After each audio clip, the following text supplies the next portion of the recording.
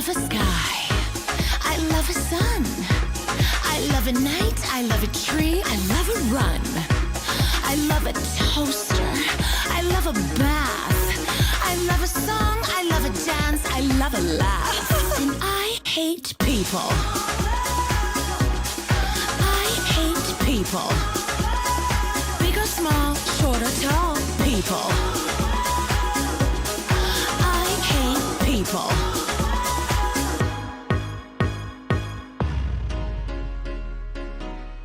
I hate people. I love a cat. I love a wig. I love a rub. I love a vat. I love a gig. I love a tea. I love a face. I love a cheese. I love a dip. I love a place. I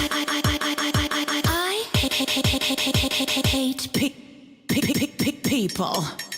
I hate people. I hate people. Big or small, short or tall, people. I hate people.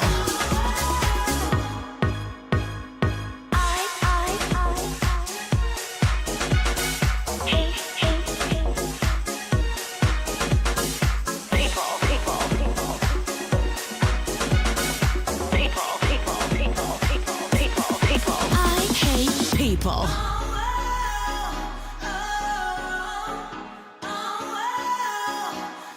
I hate people.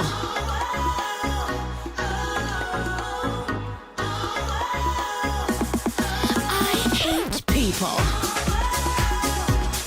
I hate people. Big or small, short or tall, people. I hate people.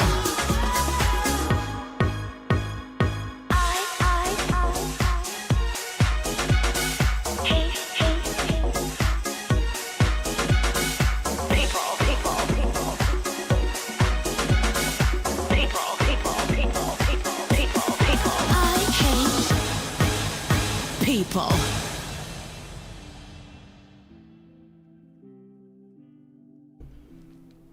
Good afternoon, everybody. How are we doing? Is everyone warm? Is everyone staying safe? I sure hope so. It's pretty cold over here. The snow is a lot taller, a lot fluffier. Don't know what's gonna happen tonight, but we'll see what happens, cause I don't know. Will I have work tomorrow? Who knows? Who the hell knows? But I hope everyone is doing well.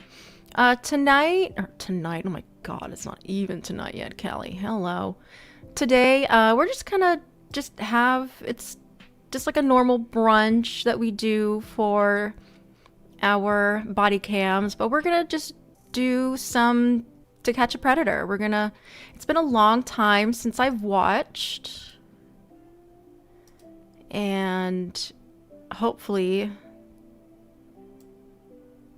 no one's striking. It's gonna be ridiculous. But yeah, we're just gonna have like a fun watch. I'm not really going to give too much, commentary or, nothing new. But yeah, we're just going to hang out, watch, and just chill out for a little bit. Okay. Who do I see here? Fark, Mary, Cornar, CG, X, Derek. Hello. Tcap, meow. Izzy Bench, hi. Nathan Garcia, oh my gosh. You're on hour 150 of your work shift. Jesus. Be safe. Kettle and Cran, let's go. All right, Vex. Sides of a beetle bug. 7 inches here in NYC. The city is in shambles. Oh dear. Ugh. Took me an hour and a half to defrost my office gate. to get in. Oh my god. I don't even know how many inches we are currently. But I found this channel, goes by Max Cooper. It looks like he's got a playlist of Tcap in order. Some are like older or longer videos, and some are just, they go by each predator. But why not? Let's just start there and see. Let's see what happens.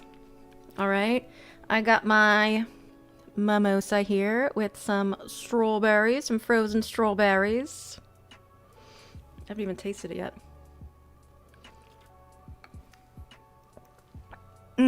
That's good. Jessie. Anyway, forget about her. Forget about her. All right. So I guess this one's the first ever when it was Dangerous Web. What is that photo? That photo down here. Can you see it? It kind of looks like Muse. Why does it look like Muse? Yes, old school Tcap. Our minds are, yeah, they're metal because of her. They're metalled, melded, and what did we? Muddled. Muddled. That's what you do when you muddle fruit. All right, let's just get started. Let's hang out. It's a Dateline. And this is the first episode, so of course the look at this. Look at this picture. It's gonna be horrible. It's horrible. Maybe we'll switch it up and do some Hansen versus Predator, but we can't do the new shit. We cannot do that. And hidden camera investigation. No parent will want to miss. Come in. This man could be your neighbor. I love this dramatic music. He thinks he's at this house to have sex with a 14-year-old girl. Sit at the counter. I gotta finish getting dressed. He met her just hours ago in an internet chat room, the kind your kids may Hi, Addie. visit every Hi, Bailey. day. But he wasn't really chatting with a minor. All right, I'm about to be Mandy. These adult volunteers Dell, my first wife. pose online as kids to catch internet predators. Mandy, and how old are you? Mandy is 13. All these men were trolling the internet, looking for kids, having explicit conversations, and then making arrangements to meet. Wants to take me to an available buddy's house, and But when they arrived for their date, the young teens weren't there. Dateline was. Correspondent for NBC News. And this was, Chris Hansen, he was just, getting his feet wet, so he's a little more, he's a little like, I don't say like demure, but he's a little lax. He does come up with a couple zingers, but it takes him a little bit to find, not a little bit, not that, like it took him forever, but, just to find his footing and his niche, his thing. So it's really interesting to see this again, like from the beginning. Hi, Zachy. Oh, yes, we can. You'll be shocked by who showed up, almost as shocked as they were when Dateline dropped in. Am I going to jail? Chris Hansen with a Dateline hidden camera investigation. Dateline with Stone Phillips will continue after this brief message. Yeah, Bowling now, Green. Dangerous Web. Here is Stone Phillips. Good evening. Don't talk to strangers. It's a basic rule of safety every parent tells their child. But if there's a computer in your home, it's possible that your children Oh, yes. Black turtleneck Chris Hansen is peak sex appeal. have been talking to strangers. Tonight we're going to show you just how dangerous it can be to let your child surf the web alone, and how quickly a stranger, maybe a sexual predator, can go from chatting with your teen in cyberspace to knocking on your front door. How easily can it happen? We found out in a Dateline hidden camera investigation. We want to warn you, some of what you're about to see and hear tonight is graphic and explicit. Here's Chris Hansen.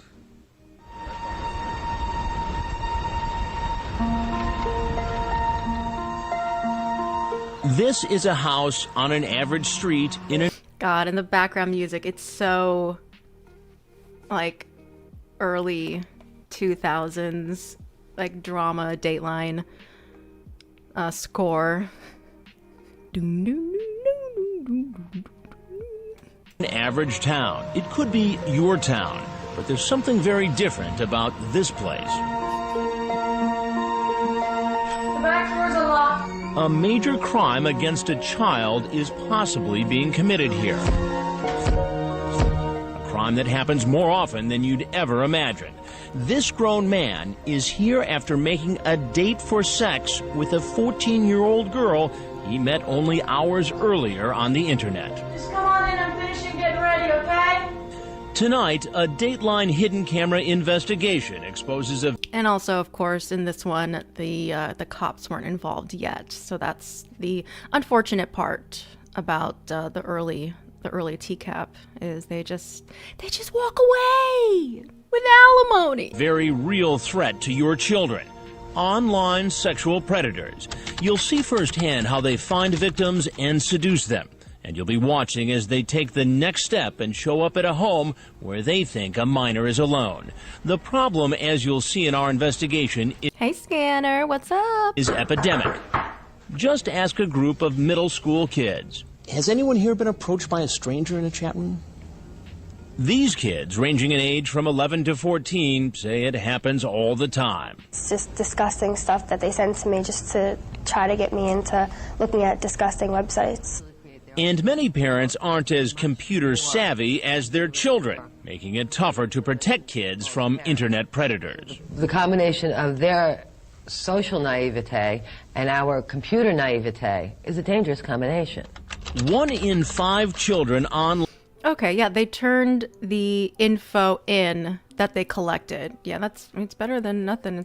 It's a good thing that they got, it's even better that they got the sheriff's office down. Get down! Line in this country has been approached by adults looking for sex, according to a study funded by the National Center for Missing and Exploited Children. That large number doesn't surprise former FBI profiler and leading child sex crimes expert Ken Lanning. There seems to be a bottomless barrel of cases. You go out there, and no matter what you do, there just seems to be more and more of these individuals. Internet predators are very good at convincing you that they're your friend. Shelley Riling of Danbury, Connecticut, had no idea about the danger lurking online for her 13-year-old. No, I'm not saying that there's anything wrong with the dramatic music. I mean, it doesn't bother me. It's just interesting, and then like it completely changed to this like dun dun dun dun dun dun, very like epic kind of like, I don't know, Judgment Day type of music. Dun dun dun dun dun. Niece Chrissy, an honor student, altar girl, and co-captain of her cheerleading team. In May 2002, Chrissy told her aunt she was going to the mall to meet a friend. Instead, she met up with a stranger she'd met online, a 24-year-old married man named Saul Dos Reis. Prosecutors charge he took her for a ride in his car, sexually abused her, and then strangled her. Dos Reis was convicted of first-degree manslaughter. When I opened up the door and I saw the minister, I knew. And I looked for Chrissy and she wasn't there, and I knew they were going to tell me that she had been killed. How do sexual predators find children like Chrissy on the internet? By going to a chat room like this one. God, really thinking back to what the internet was like in the beginning, it was what they say, like the Wild West. It was like there was nothing that can, not like what we have today. Because I remember when like AOL was going on and learning about like chat rooms, and I've been like, I would go on like certain chat rooms and just kind of like whatever, and people would talk to me, and thankfully, as far as I can remember, no one ever like tried to like meet up with me. So yeah, it was like, yeah, Mad Max, very Mad Max. And I just remember there even were like looking at, like you can search for certain chat rooms, and there were chat rooms that were like you know, young females for older males, and like the titles, like those were even like all, they were okay to to have as the name of the chat room. It was insane. Like, I can't believe, I cannot. Scanning the profile. Think about it now is just like outrageous. Files looking for a victim. Then they'll instant message that child. Very often they'll get a message back. Usually the chats start off friendly. Later they'll get sexual. And finally the predator will try to convince a child to meet in person. Teenagers are rebellious. Teenagers are curious. Teenagers can have a strong interest in sex and all these characteristics. And so what many of these offenders are taking advantage of are these characteristics of teenagers. Laws differ from state to state, but generally it's against the law to use the internet to entice a minor to engage in sexual activity. It's also illegal to transmit obscene matter to a person under 16. The fact that you use something like a computer and the internet and that technology crosses state lines. Do you guys, who remembers their AOL or AIM screen name? Tell me yours and I'll tell you mine. Can also make it a federal violation. Law enforcement agencies like the FBI and U.S. Customs have made catching internet predators a high priority, but they say the problem is just too big. Enter a group called Perverted Justice, a kind of online vigilante organization whose mission is to do what it believes law enforcement doesn't always have the resources to do: make a full-time job of going after internet predators. And they do it by posing as kids online. This is what a 13-year-old girl looks like. Ow! At Perverted Justice. Yeah. At any given moment, one of Perverted Justice's 25 volunteers, some who say they were victims themselves of sexual abuse, troll internet chat rooms, usually through AOL and Yahoo, waiting to be approached by a predator. Are these chat rooms really that creepy? Oh, they're just loaded. Yeah. I mean, you know, I would too, C&J Dev. I would get Frag and Xavier mixed up all the time. half the times we have to close down some of the windows. There's so many guys hitting on us that'll crash our machines. While Perverted Justice has no authority to arrest the potential predators, Ooh, hackers level edgy, nice. I saw Greek something. I'm a bit older, so those in the show, but I grew up in the 90s and early 2000s. Like, I just thought chat rooms were to troll people and like, and who gives out personal info. Honestly, like, I just remember going into chat rooms too and like kind of trolling myself. Like, this, I just remember this guy that I was dating. It was like a long distance relationship. He was in Florida, and that's what we would do. We would just hang out, go in chat rooms, and just start saying really dumb shit. it identifies, it sometimes aids in the criminal prosecution of those men. But many in law enforcement strongly oppose any civilian group conducting sting I mean, I thought I was trolling and being edgy, but operations. Nevertheless, Perverted Justice exposes these individuals by posting their picture, phone number, and a copy of their sexual chat on its website. As a result, the men's family, neighbors, and employers are often notified by website visitors. Thank Why God. is this not entrapment? Well, it's not entrapment. First of all, we're not a legal entity. Secondly, we're sitting in a chat room. We're not starting anything. They're having a conversation with... yeah, they would contact the decoys. Callie said it wouldn't be a troll. Oh man. Just for fuck's sake. Doing just a good old-fashioned Jorn stream just sounds fun. I don't know. with us of their own free will. Then, Perverted Justice volunteers will often engage in sexually explicit chats, coming on to a wood. Okay, so I had two screen names. My main one was Wheatsy Fairy Mab. My favorite author, Francesca Lea Block. Wheatsy and Mab were two of her characters from two separate books. And yeah, cringe. And the other one that I thought I was being so edgy, that this would be the one that I would use to go in chats and, be stupid. Eliza Bathory. I thought I was being so edgy, saying, "Oh, I'm Elizabeth Bathory. I bathe in the blood of virgins." I don't know why. It's so cringe. So cringe. Would be Predator to see if he'll take the bait. If you don't trust me, that's cool. It's one thing to chat online. The danger is far greater when it becomes person to person. So how many of these internet stalkers would actually make a date and show up to have sex with a teen? In other words, commit statutory rape. We decided to find out. More than a few sexual predators believe there's a minor waiting alone in this house, but they're in for a big surprise. We've got our hidden cameras rolling, so stick around and wait to see who knocks on our door.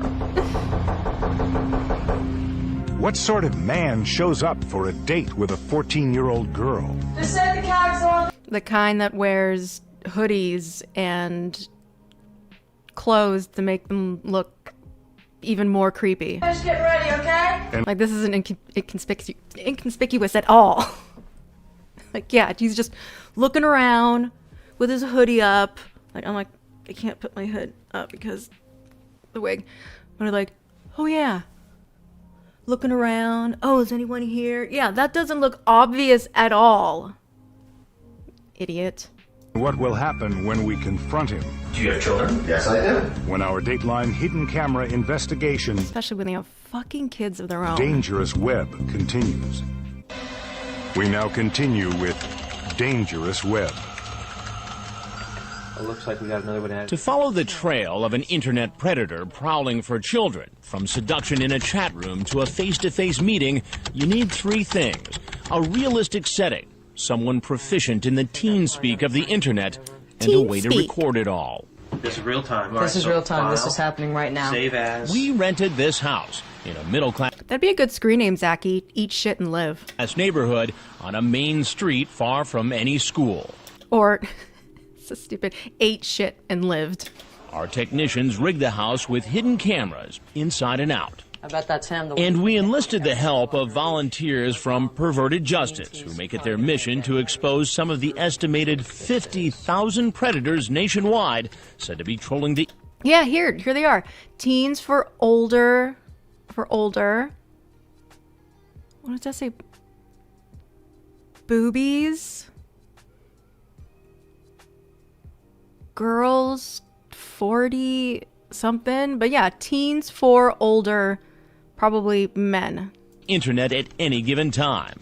Volunteers like 21-year-old Dell. Protecting little children from people who would destroy their lives. It's just such a worthy cause. Dell and other volunteers like 38-year-old Frag, or using their undercover names, go online, posing as 12, 13, or 14-year-olds, using a picture that is unmistakably underage. Some volunteers pretend to be girls and some boys. Either way, they never make the first contact. Instead, they wait to be seduced. Now, how explicit do you have to be to lure these guys in? Not too much. Honestly, like, they're the ones that do most of the gross chatting. Like, really. I mean, I remember Lauren had to, like, push Kayla to say anything that has to do with sex. Well, Gross. we don't really have to lure them. They'll come to us. We go into these chat rooms. I haven't said a word to anybody. I'm sitting in the room, and the IMs start popping up, and they start coming on. Sure enough, in a matter of minutes, the online chat becomes sexually explicit. This man, screen name Ed in NYC. Oh, I did a video on this one. He is one of my top most hated.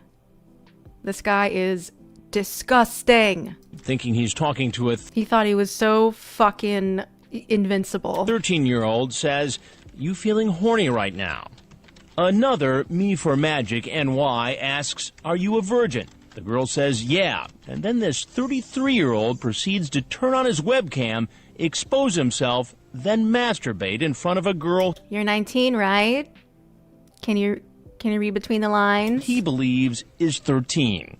Right then and there, this man may have committed a federal crime by using the internet to transmit obscene matter. Yeah, Zachy, that's all that you had to say was, "Hi, I am a 13, M or F." And then you would just get tons of messages. I mean, we all saw that South Park episode, Nambla. To a person he believed to be underage. Other predators send pictures of themselves, then give their phone number, hoping for a call. Hello, everybody. Is this John?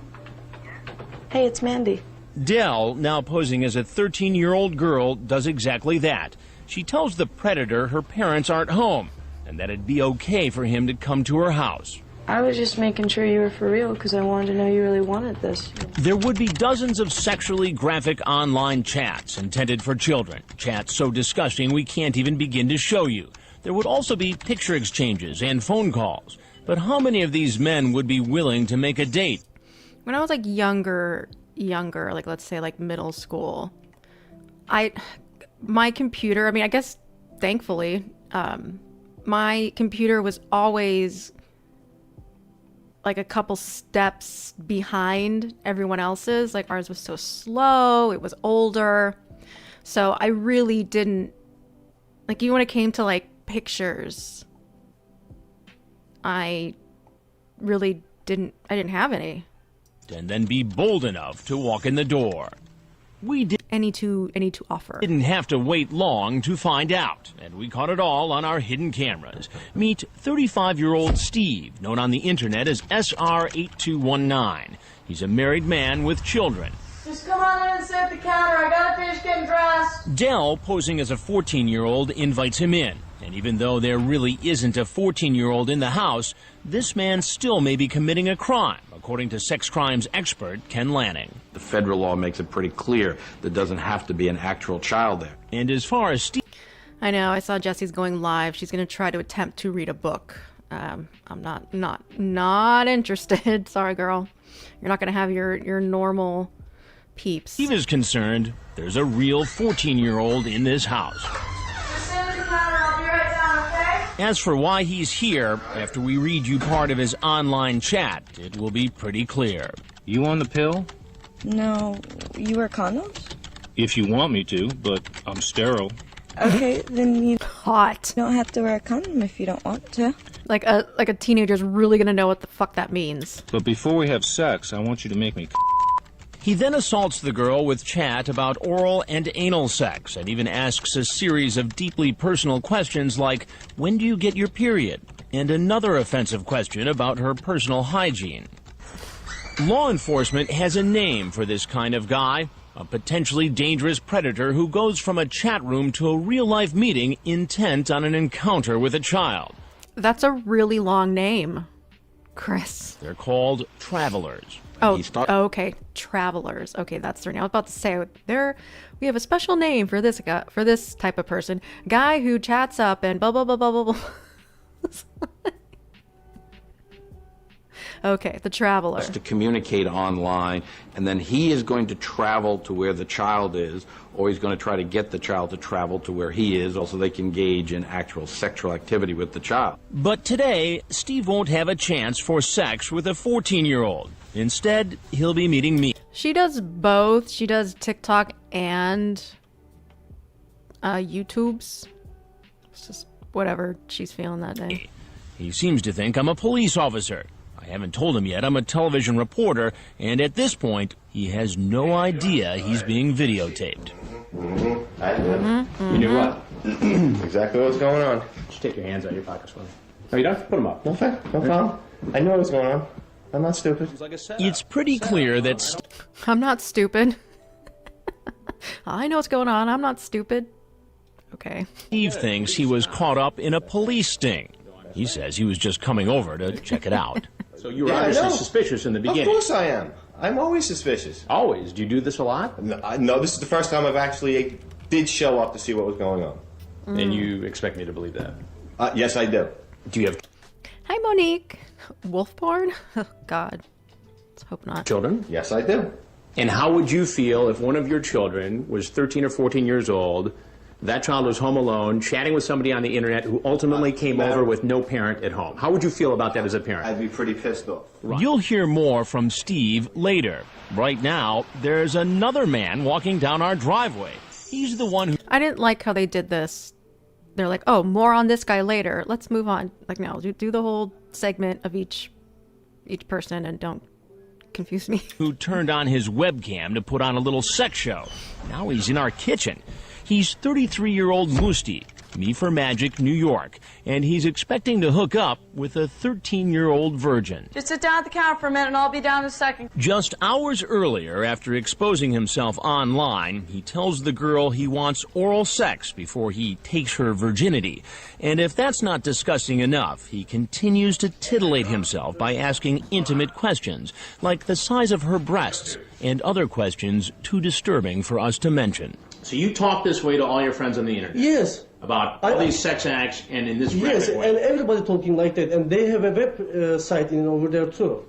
So this is just a game? He looks like a cartoon, like an old cartoon, like burglar. Yes, it's a just game. It's but just is game. it a game when you send an obscene video? Now it sounds like you exposed yourself on a webcam. But I'm telling you. Did you or did you not? I have a webcam too, and the other people have a webcam too, and we're playing. You're playing? We see each other and we're playing. Yeah. What game were you playing on the webcam? It's up to you. I don't know. Our undercover operation has only been up and running for 2 hours. He was playing Hide the Cocktail Weenie. And already 2 men who chatted graphically about sex online and then made a date have come into the house looking for a young girl home alone. Watch our hidden cameras. You're about to see a lot more. This 30-year-old man, screen name Dark Hero, showed up expecting a date with a 13-year-old girl. It turns out he has a history of mental illness with possible suicidal tendencies. So we've disguised his identity but included him in our report to illustrate how there's no telling what kind of unstable character might show up for a meeting with a minor. Listen as we read a little of what he said online to her just hours earlier. I want to be your master so badly. I've only been... Why? Why does this voice, like, kind of sound like Joey's voice? With one guy. That's okay. I'll tell you exactly what to do. You'll be fine. Are you gonna... Oh, except for that, the fan. Pose nude for me, sweetheart? Maybe if you're really good. Just sit down at the counter. I want to finish getting dressed, okay? Sit down where? At the counter? Okay, where the light is? Yeah. Okay. But instead of meeting his fantasy girl, I walk in. You thought it was a good idea. Oh, good, Mary. Glad to hear. Oh, I'm glad you drove safe and all that good stuff. Oh, God. I hate driving in the snow. It's so scary. To come visit a 13-year-old girl for what reason? Just to hang out. Just a lonely guy, you know? I think I might have... I've spun out one time when it was icy. When I worked at the casino, my shift would end at like 3:30 in the morning. And it was so icy, and thankfully the freeway wasn't busy because I literally just started going to the left, and then I did a full 360, and my car just like stopped. I'm like looking behind me like, oh God, what the fuck? What am I supposed to do? Like cars were coming, so I was able to turn my car back on and keep going, but whoo, that was scary. I don't mean anybody any harm. Have you ever done this before? No. You'll hear much more from Dark Hero later. So what kind of man seduces a minor and then shows up in person? Former FBI profiler Lanning says it's a man who can't control himself. Once these He can't control his horny level. fantasies become fueled by the discussions with the child, then in a sense the hook is in. This individual then is committed to this and then is drawn to trying to turn these fantasies that they've spent so much time into a reality. Our little house in the suburbs has become the destination for a parade of potential predators. In the first 8 hours of our investigation, 8 men show up, one after the other, from early afternoon into the evening, none of them realizing their every move is being recorded. Each man made And every move that they're doing is sus. a date on the internet and believes a minor is home alone and open to the idea of sex. Remember this man, screen name Ed in NYC? Ooh, yeah. He's 34-year-old Eddie, and when he shows up at the house, he tries something none of the others did. Before he'll come into the kitchen, he comes up with a scheme to insulate himself from possible criminal charges, and he tries to get the girl to play along. Okay, listen, just say something to me. What do you want me to say? I say, Rachel, you're 19 years old, right? I'm not, though. You know I'm not. I don't know that. I told you I was 14. You saw it and you said back me. What are you talking No, about? no, no. Not as far as I know. As far as I know, you're 19 years old, right? That fucking smile. Rachel, can you read between the lines? When I walk in, Can you read between the lines? You hear what I'm saying? Eddie admits he was trying not to incriminate himself. My intentions are not anything, so I just want to protect myself, that's all. But she told you on the internet she was 14. 19, she wrote me after that. Oh, really? Try again. Yeah, that's what On the internet? Yes. You want to stick with that story? That's what I thought she wrote. You want to see the transcript? I'm sure you have it. The fact that Eddie is so cunning doesn't surprise law enforcement experts. Not only are they not stupid, but they're probably above average intelligent. They can be a wide variety of individuals, but a lot of them are well-educated individuals. We'll get back to Eddie later. There are more men on the way. The second day of our investigation turns out to be just as busy as the first. 8 hours, 8 men. Some come looking not for girls, but for boys. This is 35-year-old Craig, screen name 34 going on 17. 34 going on 17. What does that even mean? He's here to meet a 14-year-old boy. Am I going to jail? You're not going to jail. Like he's still young at heart. Mm. I know, it was, as you can tell, it wasn't something I really, Hey, Doom. I was just going to hang out. I really wasn't going to do anything, to be honest with you. We talked, I know I said things on there, but I've never done anything like that, and I was just bored. He sure didn't seem bored earlier online when he tried to coax a teenager into the shower. No, shower with me. I think I got to shower, me too, so let's shower together. I know what I said. You don't understand, though. I mean, if you're the parent of a kid... It's completely wrong. I know it is. Even just to even talk like that. I know. Yeah, and you did it. Believe me, I know that this is stupid. So many men start showing up for the dates they made online, a kind of traffic jam develops. This guy heads to the back door, looks inside, sees another man is already there, and decides to make a run for it. But 20-year-old Esteban, known online as Skatey Pie, walks right into the kitchen. Skatey Pie, Esteban. And waits, although not for long. I asked him about his online chat with who he thought was a young girl. Why don't you tell me exactly what you talked about? About sex. About sex? Yeah. We cut short our interview because while we were talking to Esteban, yet another Hi, Online Lobster. man is at our door. We asked Esteban to wait in the basement. Come with me for a second. In 2.5... What? Hi, 70 Sue. You're not too late. Wait, hold on. We told this man to go wait in the basement. For our interview because while we were talking to Esteban, yet another man is at our door. We asked Esteban to wait in the basement. Hey, I know you just got caught doing something really bad, but why don't you come down to our basement? Just wait there for a sec, okay? Thanks. Okay. Okay. Come with me for a second. In 2.5 days, basket. 18 men walked down this driveway thinking they were going to meet a 12, 13, or 14-year-old home alone. All of them chatted online, often talking graphically about sex, spoke on the phone with a decoy, sent a photo, and made a date to meet at the house. But almost all the men said they weren't really here to have sex, and most shared yet another explanation. I've never done anything like that. Oh, God, when Ed and Wednesday's like, I don't know what you're doing, but I know it's something. I think it's great, and I think that, I would like to be a part of it and help you out. How many times have you done this? Never before in my whole life. Do you do this often? No. How often do you do this sort of thing? No, not very often at all. Have you ever done this before? No. Do you do this often? Never. I've never done this, and never will I do it again.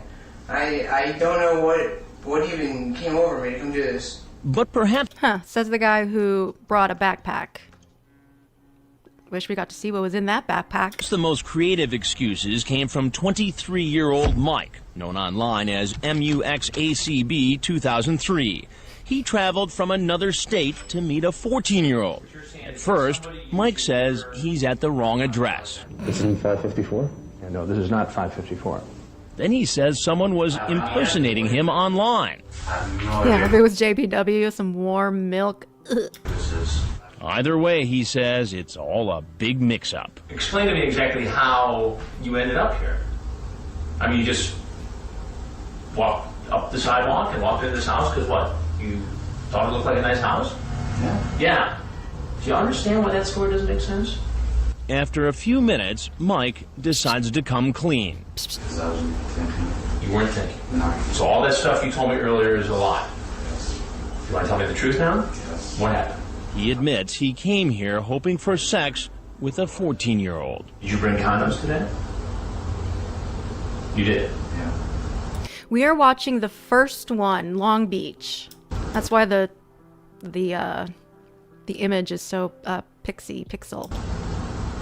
So what does that say about your intent? It was wrong. It was stupid. I was immature. Or is it Beth Page? This one says Long Beach. Remember, when it was called Dangerous Web. So far, these men don't realize they're being videotaped. Yeah, why would it be Long Beach when Ed and NYC came in? Yeah, but that makes sense. Much less that they'll turn up on Dateline. I am a correspondent for Dateline NBC. But they're about to find out. You can't put me on TV. You can't put me on TV. I don't want to be on camera, dog. Yes, we can. This guy, too. He's a New York City fireman, also caught on the web. The reality is this. You had a conversation with somebody who said they were 14 years old. It was a very explicit Oh, yeah, this guy. He was like a firefighter. Conversation. You got in your car and you drove by the house where she said she was home alone with no parents. Right. When our Dateline hidden camera investigation, Dangerous Web, continues. We now return to Dangerous Web. Here again is Stone Phillips. I don't know why this music, it's making me think of like old 90s like Lifetime movies, like what was it, like Death of a Cheerleader or something. Returning to our story, you've seen how 18 men, after trolling through chat rooms looking for young teenagers, showed up for what they thought It's funny how trolling is used differently here. was going to be a date with a Like trolling, they're just like I don't know what how else to describe what they mean when they say like trolling. They're just trotting along websites and chat rooms they shouldn't be in. minor. They're about to find out their date is with Dateline. A reminder, some of what you're about to see and hear is graphic and Dangerous Web sounds like a Spider-Man movie. It does, Bailey. explicit. Here again, Chris Hansen. Hi, Octopushy. Just come in and sit at the counter. You think he meant trawling? In 2.5 days, most of these men likely broke state and federal laws by coming to this house to sexually violate a 12, 13, or 14-year-old. What's going on? Nothing much. Yeah. Featuring Kennedy as Spider-Man. Some talked probably because they Oh man, Kit Kat, I have like a whole playlist of old Lifetime movies from like that, like all the way back from like the 70s, like those like made for TV movies that were very like a very special episode when it's, you know, trying to teach a lesson when it comes to certain things. Like some of them were really fucking dark, but I still get a kick out of watching a lot of them, just for, you know, shits and giggles of the thought. thought I was with law enforcement, although I never pretended to be a cop. Well, you want to tell me why you really came over? I really wanted to just take him to the movies. In fact, But none had any idea our hidden camera I just wanted to take them to the movies. I just wanted to put a minor in my car, pretty much kidnap them. cameras were going to expose them before a national audience. When we told them, most headed for the door, like Steve, the married man with children. I'm Chris Hansen of Dateline NBC, and we're doing a story on grown-ups Okay. On the internet. Oh man. I am leaving. All right, go ahead. You know, and you don't have my permission to put me on tape either. I'm Chris Okay, great, thanks. Because you said that, we can't do it now. Aw. Hansen with Dateline NBC, and we're doing a story. You can't put me on TV. But some wanted a chance to try to explain themselves. Remember 34-year-old Eddie? He was the one who thought he'd found a way to cover himself legally. As far as I know, you're 19 years old, right? When I confronted... Oh god. I know the picture is bad, but like in NYC, it looks like he's the type of guy that doesn't move his lips. Can you read between the lines? You're 19, right? Him, he's ready with a story. Says he's a TV producer doing research. Where are you a television producer? I work independently right now. Yeah. You know, it's ironic because I work in television too. What? No with way. Dateline NBC. At first, this television producer appears a bit camera shy, but then he decides to open up. I haven't done anything wrong at all. You go into the transcripts, a time again. There it is. There's the cheek. Everything that was said. Picture this. Everything. Picture this. You lying back, eyes straddle your chest. It sounds like you were looking to have a sexual experience with this girl, Rachel, who we were talking about. Jesus, I forgot about that part. Gross. And I don't know what other conclusion you can draw. You can search me for a condom. I don't have one on me. I wouldn't have sex without one. Eddie thinks he's pretty smooth, and he's not quite finished. God, he thinks he's so fucking clever. He's got yet another excuse why he's not really here for sex. Besides, she's supposedly a virgin, so she's never had sex anyway, so I certainly wouldn't want to be the first. Kind of sounds like you might have been excited about the fact that she was a virgin in here. No, I don't think so. You don't see that in there. And in fact, all you see is just little test scenarios. For the record, it appears Eddie has worked as a TV producer. I'm very interested in your story. I think it's a great thing that you're doing. I think it's something that you should certainly do more and more, and bad people left and right. Thanks for the pat on the back, Eddie.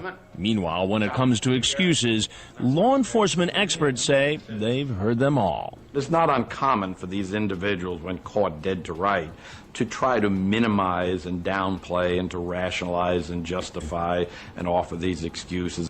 But when 30-year-old Dark Hero learns he was going to be part of our report, he tries a different approach. Remember, we disguised him because of his history of mental illness and possible suicidal tendencies. I'm ashamed. I'm sorry. I didn't mean anybody any harm. Then he reveals something that, after investigation, appears to be true. I'm a schizophrenic man. I'm supposed to see my doctor today. All right, perhaps you should go see him. I'm just getting my life in order. You're going to ruin my life. You're the one who made Yeah. Oh, they're gonna ruin your life. Okay. the decision to come here. But I didn't know I was going to wind up on television. What would you have done with a 13-year-old girl? I probably just would have said hello and how you doing, and maybe we would have taken a ride in the car, and that's it. You were going to take her for a ride in the car? Maybe. I just got out of a mental institution a few months ago. I'm just a guy looking for a girlfriend. That's it. I'm just a guy sitting in front of Chris Hansen trying to get a girlfriend to love me. What's wrong with that? You're going to take a guy who's looking for a girlfriend and put him on TV and say, oh, here's a pedophile. That's exactly what it is, because the child is a child. That's what you're going to do, right? Because I came to meet a 13-year-old, even though I didn't do anything. I think that's ridiculous. I think Right, Bailey? story is a piece of shit. It turns out I do like that is. I think your story's a piece of shit. Dark Hero has a long history of mental illness, and he has a history So? with law enforcement. In fact, his former girlfriend was granted an order of protection against him, an order which he violated. He later pleaded guilty to second-degree harassment and criminal contempt. God, at first I thought he was gonna like step up. Step up. What the fuck, Kyle? Step up. I thought he was gonna step up to like Chris Hansen. Yet here he is, able to chat online, make a date, and show up for a possible sexual encounter Jennifer, hello. Jennifer Lewis, hello, hello. with a 13-year-old. While virtually every man who made a date to commit statutory rape showed up at our house, there was another who never made it in the door, although he came awfully close. He's a man in a position of trust. 24-year-old Ryan Hogan, screen name... Dang, he is... Did he say 24? He's a man in a position of trust. 24-year-old Ryan... That was a rough 24. Sorry. In Hogan, screen name Ryan4686, a New York City firefighter. Want to call me? He wants to talk. After spending hours engaged in an obscene chat, sometimes from the firehouse, he makes a plan to come over to have more like farty far sex with our 14-year-old. But as he drives by the house, he phones. He's having second thoughts and cancels, telling our decoy she's too young. Yeah, he looks older than my dad. He went back to saying there was immoral and illegal and everything else. But the real reason may have been something else entirely. He goes home, gets back online, and says he saw this. A police car coincidentally parked next door to our house. But even that doesn't stop him. He gets comfortable again, turns on his webcam, exposes himself, and masturbates, all while wearing his New York City firefighter sweatshirt. Yeah, it's obscene. It's obscene. And then... It's obscene! And unbelievably, he says he's going to come by the house again. He never makes it, so we go looking for him. Hey, Ryan. Chris Hansen with Dateline NBC. And we're doing a story about adults in chat rooms on the internet. Yes. Online Lobster, they were all volunteers, I think, at first. I don't remember. At first, firefighter Ryan says he thought the girl was 19. Then he decides to come clean. The reality is this. You had a conversation with somebody who said they were 14 years old. It was a very explicit sexual conversation. You got in your car and you drove by the house where she said she was home alone with no... You burped your worm while wearing your fucking uniform, like, shirt thing, whatever. No parents. Right. That's all true, right? Yes. But did I stop? No. Did I make the right, did I, in the end, make the right decision as what not to do? Yes, I did. You said that you had every intent of showing up... Disgusting! ...at this house, except that you saw a marked police car parked next door. I had driven, before I saw the marked police car, I made the decision not to stop. I know, right? That is a rough 24. Very. Quite. I mean, already, dude. Get a little Jack Nicholson over here. I really did. But what about his lewd performance on the webcam in front of someone he thought was 14? God, that's probably in his office at work at the fire station. And then afterwards, you turned on the webcam and transmitted this picture. That was not supposed to be transmitted. Of yourself exposing yourself. That was not transmitted. For the record, I was talking to another person at the time. I did not intend for her to see that. You didn't intend... Oh, it was for someone else. Hi, sorry, please. And for her to see that. I know, right? 120p. No, sir, I did not. Somebody else was viewing that at the time. But if you look at the firefighter's chat log, he asks our decoy first if she sees the picture, and then if she liked it. Is this appropriate behavior for a New York City firefighter? No, sir, it is not. For any adult to have this kind of conversation with somebody who says they're a 14-year-old girl home alone? No, sir, it is not. Then what are you doing, Ryan? I made a mistake at the time. I made the judgment call to correct that mistake. Oop, boom, Mike. Is there anything else you want to say about this? Yeah, I think people got to use their heads. People should know better. I made a mistake. So what happens now to all these men who were so clearly caught in the act? To start, all of them were exposed by Perverted Justice, the online watchdog group. All the men's photos, phone numbers, and chat logs were posted on its website. The firefighter was arrested and charged with using the internet, thank God, to attempt to solicit a minor for sex and attempting to transmit obscene matter to a person under the age of... You're done, Nathaniel. God, I hope he never worked in the firefighting business. What is that? Oh, it's my neighbor. I was thinking, like, is someone mowing their lawn? No, my neighbor is moving the snow. Whatever it is. He does our path too. He's really cool. He's a really cool guy. 16. Hogan has pled not guilty. This man, who told us he was schizophrenic, was admitted to a psychiatric Gonna hospital. do some shoveling. Yeah. So how would you react if 18 strangers showed up in your neighborhood in just 2 days? Probably a lot like these parents. Seriously, you're 19 years old, right? Almost too angry for words. 19 years old? I want you to say yes, something. So blowing, I guess. I think it's like it helps make a path, I think. And how will children react when they see what happened? That was all like real? That all it's actually totally real. happened? I don't like it. Creepy, pathetic, freaky, Ooh, did a kid just say pathetic? disgusting, scary, weird, reality. When our Dateline hidden camera investigation Dangerous Web continues. Dangerous That can't be his wife because she looked 40. She did look 44. Are you sure that was his wife? It was probably his mom. Web continues.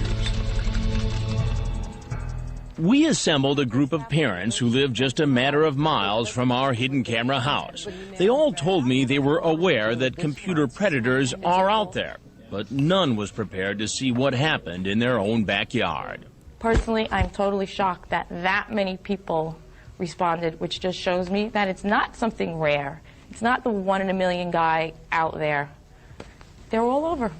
They're all over, and yet there is nothing to make them stand out in a crowd. Everyday members of the community. What frightens me more is that these... Yeah, right. Can we check on the girl that said reality? Yeah, that sounded like a cry for help. Guys are guys you might know in your life. Mm-hmm. That might be your neighbors, or you might socialize with these men and not know it. Do you think that anything like this could happen to any of your children?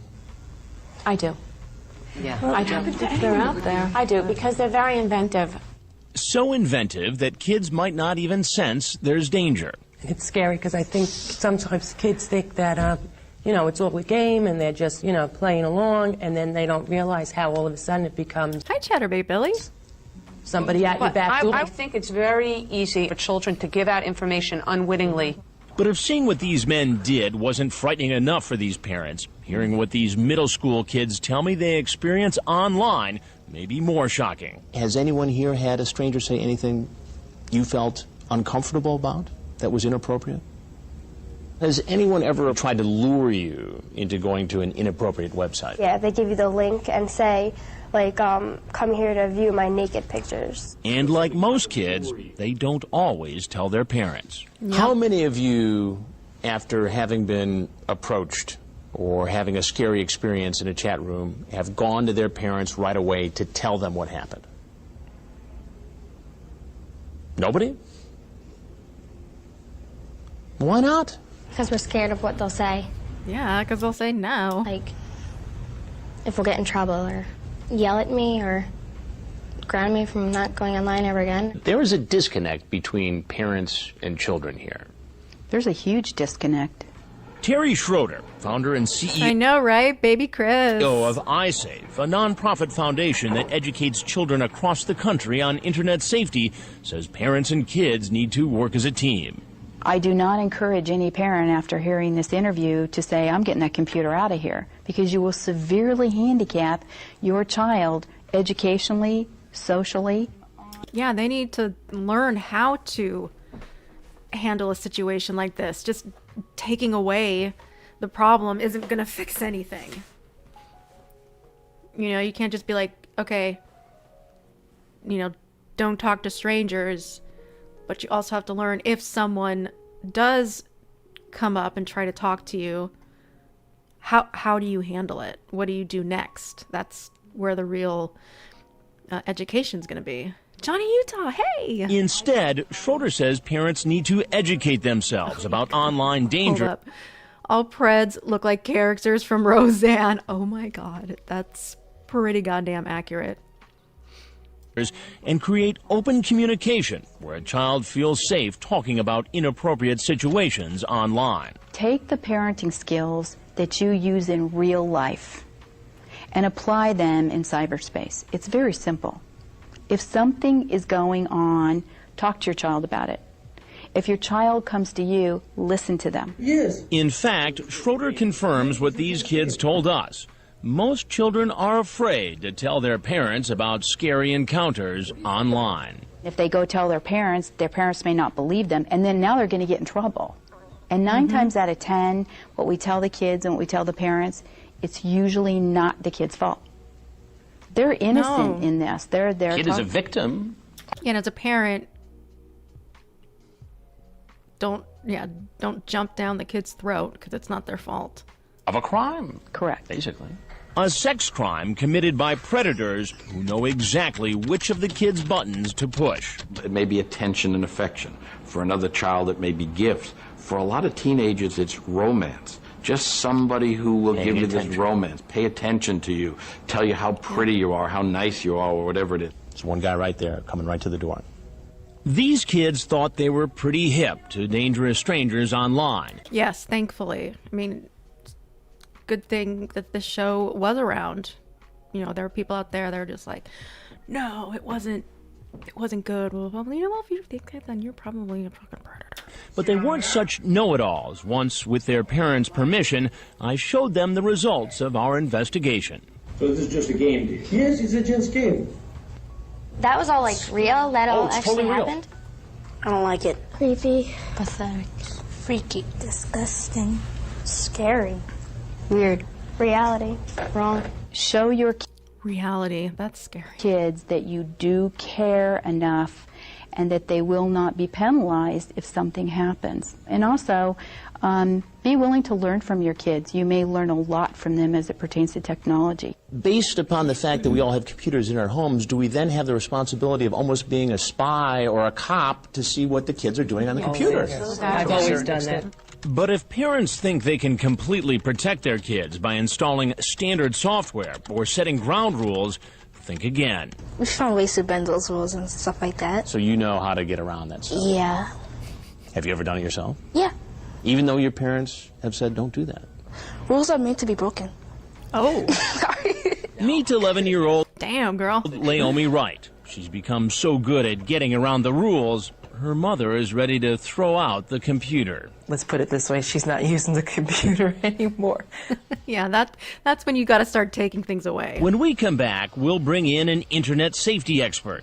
And they're too damn smart for their own good. Find out just what's going on at Laomi's house and whether anything can be done to help her mother and other frustrated parents protect their children online.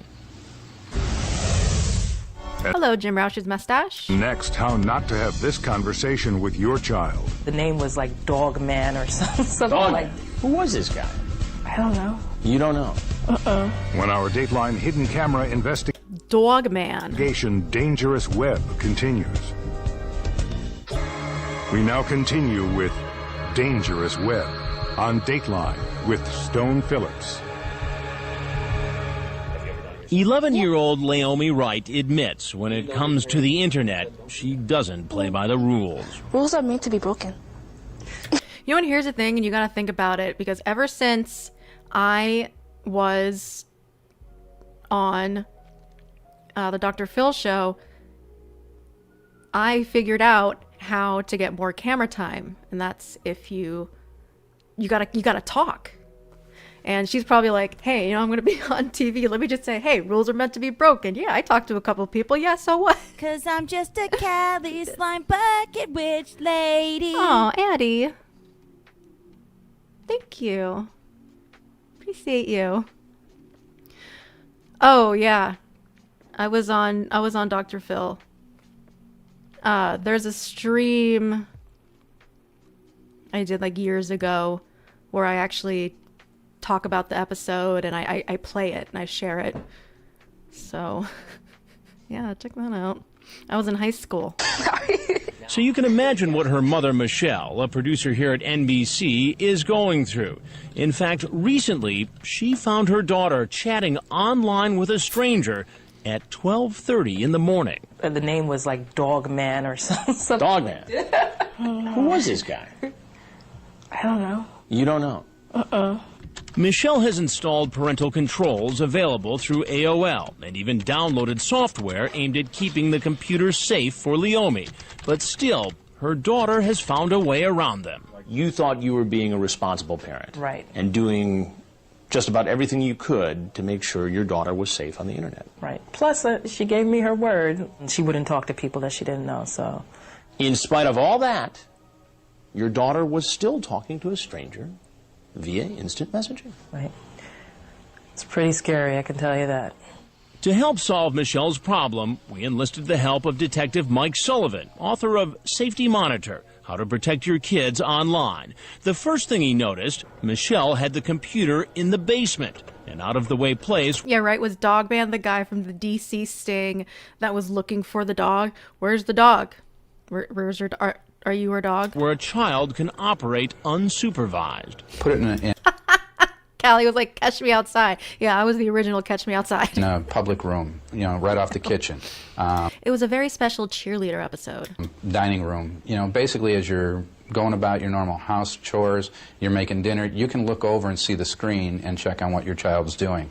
Next, Detective Sullivan suggested setting up layers of defense, starting with internet service providers like MSN, Earthlink, or AOL, which all provide some type of parental control. Michelle has AOL, and although she had set up the controls, she wasn't using them correctly. AOL has recently updated its protective controls, making it tougher for kids to outsmart. Everything is going to function through AOL, and then they're going to monitor what she's doing from there. Next, our expert downloads WatchRight software that will allow Michelle to read all of Laomi's instant messages and chat room conversations. So you can keep an eye on what she's doing, even if she changes her password on you. This program's still going to read it and let you see what she's been doing online. If reading all her daughter's online messages seems too intrusive or time-consuming, the detective has another suggestion: filtering software. All right, if you guys haven't watched it and you would like to, don't do it now. Don't leave me. But this is the stream I did. God damn it. That's what I wanted to do. God, it was like when I first started streaming. Jesus. Everything is so old school for me. But yeah, watch that later. Don't watch that now. Software that stops Laomi from sending out personal information, like her home address or phone number. The software would also detect a predator trying to make contact with Laomi, and then automatically send Michelle an... I do like that name. Laomi. It's a cute name. ...email to warn her. So if your daughter's at home and something goes wrong, the software, Cyber Sentinel, is going to send you a message at work saying, you know, you might want to call home, and it will actually tell you who the user online was, what was the inappropriate statement. So if she said some naughty words, or someone said something of a predatory nature to her, you're actually going to see it in the mail. And our expert has one more suggestion for Michelle: software that will record Laomi's every move on the computer without her daughter knowing it. So the program is like a VCR, showing you, hey, wait a second, this is what my child's doing online. That's great. Look at that. This program is actually going to come in and say, wait a second, they tried to sneak a program by you, but you can still check them out. Our expert says each program is very user-friendly and costs about $40. And it's clear both Michelle and the detective think it's worth it. There's no silver bullet that's going to take care of everything. What you can get to is a state of peace of mind as a parent, that I've done everything I can do to protect my child while they're on the computer in my house. I guess all the protective software in the world will not substitute for a good relationship between a parent and a child. No, an active, involved parent is more than any match for any predator that's out there right now. Now that our expert has installed and set up tough protective measures, Michelle is ready to let Laomi back on the computer. Have you learned your lesson? Yes. Oh, that's right. Whoa, whoa, whoa, Laomi! Was that the name of the waitress that's been a waitress for far too long from the show Waiting? Wash the fucking dishes and shut the fuck up! To help make sure your kids learn their lesson, you can get some advice from Detective Mike Sullivan by sending him an email to find out how. It could have been Naomi. And for more tips on keeping your kids safe online.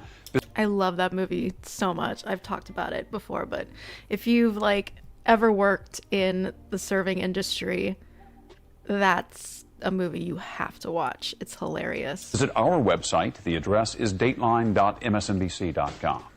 Thank you. That's all for this edition of Dateline Friday. We'll see you again for Dateline Sunday at 7, 6 Central. I'm Stone Phillips, and for all of us at NBC News. Thank you, Stone. Good night. Oh, God. I just got a text. Looks like my work is gonna be shut down tomorrow too. Oh. God damn it. All right. Oh my God. So I'll be off. I was off Saturday, Sunday, Monday, Tuesday. I have like a 5-day like weekend. Oh God. All right. Yay, more streams. Hey. I did promise I'll do. I'm not getting PTO, so I will not be getting paid. So that's the annoying thing. Right? I mean, just the way my job works, I bet people were canceling a lot of appointments anyway. So I mean, why be open if no one's gonna show up?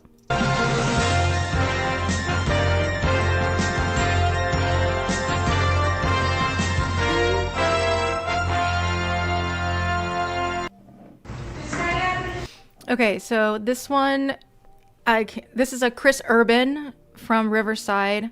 I'll be right back. I'm going to. Yeah, I'm a professional YouTuber. You're not getting paid. Yeah. No, this is just for fun. I can never. That's far too much. I wouldn't be that good at it anyway. I'm going to refill my drink, and I'll keep playing this. So I'll probably miss this Christopher Urban. Counter for a second? Alright. I wash my hands, right? The Riverside investigation was scheduled to last 3 days. By the second day, we had 35 men visit our house, including this guy, who shows up to meet a girl half his age. He comes in and he's jittery, he's jazzed up, and he goes to wash his hands. Well, I'm watching from the next room, and, you know, I don't like every approach to be the same.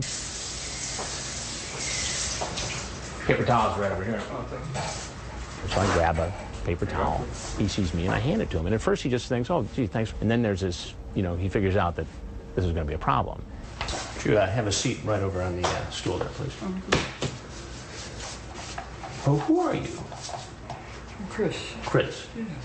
And who did you come to see, Chris? What's her name? What's her name? I'm sorry. Oh, you caught me off guard. He's, you know, shaky. He looks like he's on some kind of a drug. And in fact, later, police found methamphetamines in his car. You came to see Kelly? Yeah. And how old is Kelly? Kelly's way too young for me. Way too young for you? Yeah.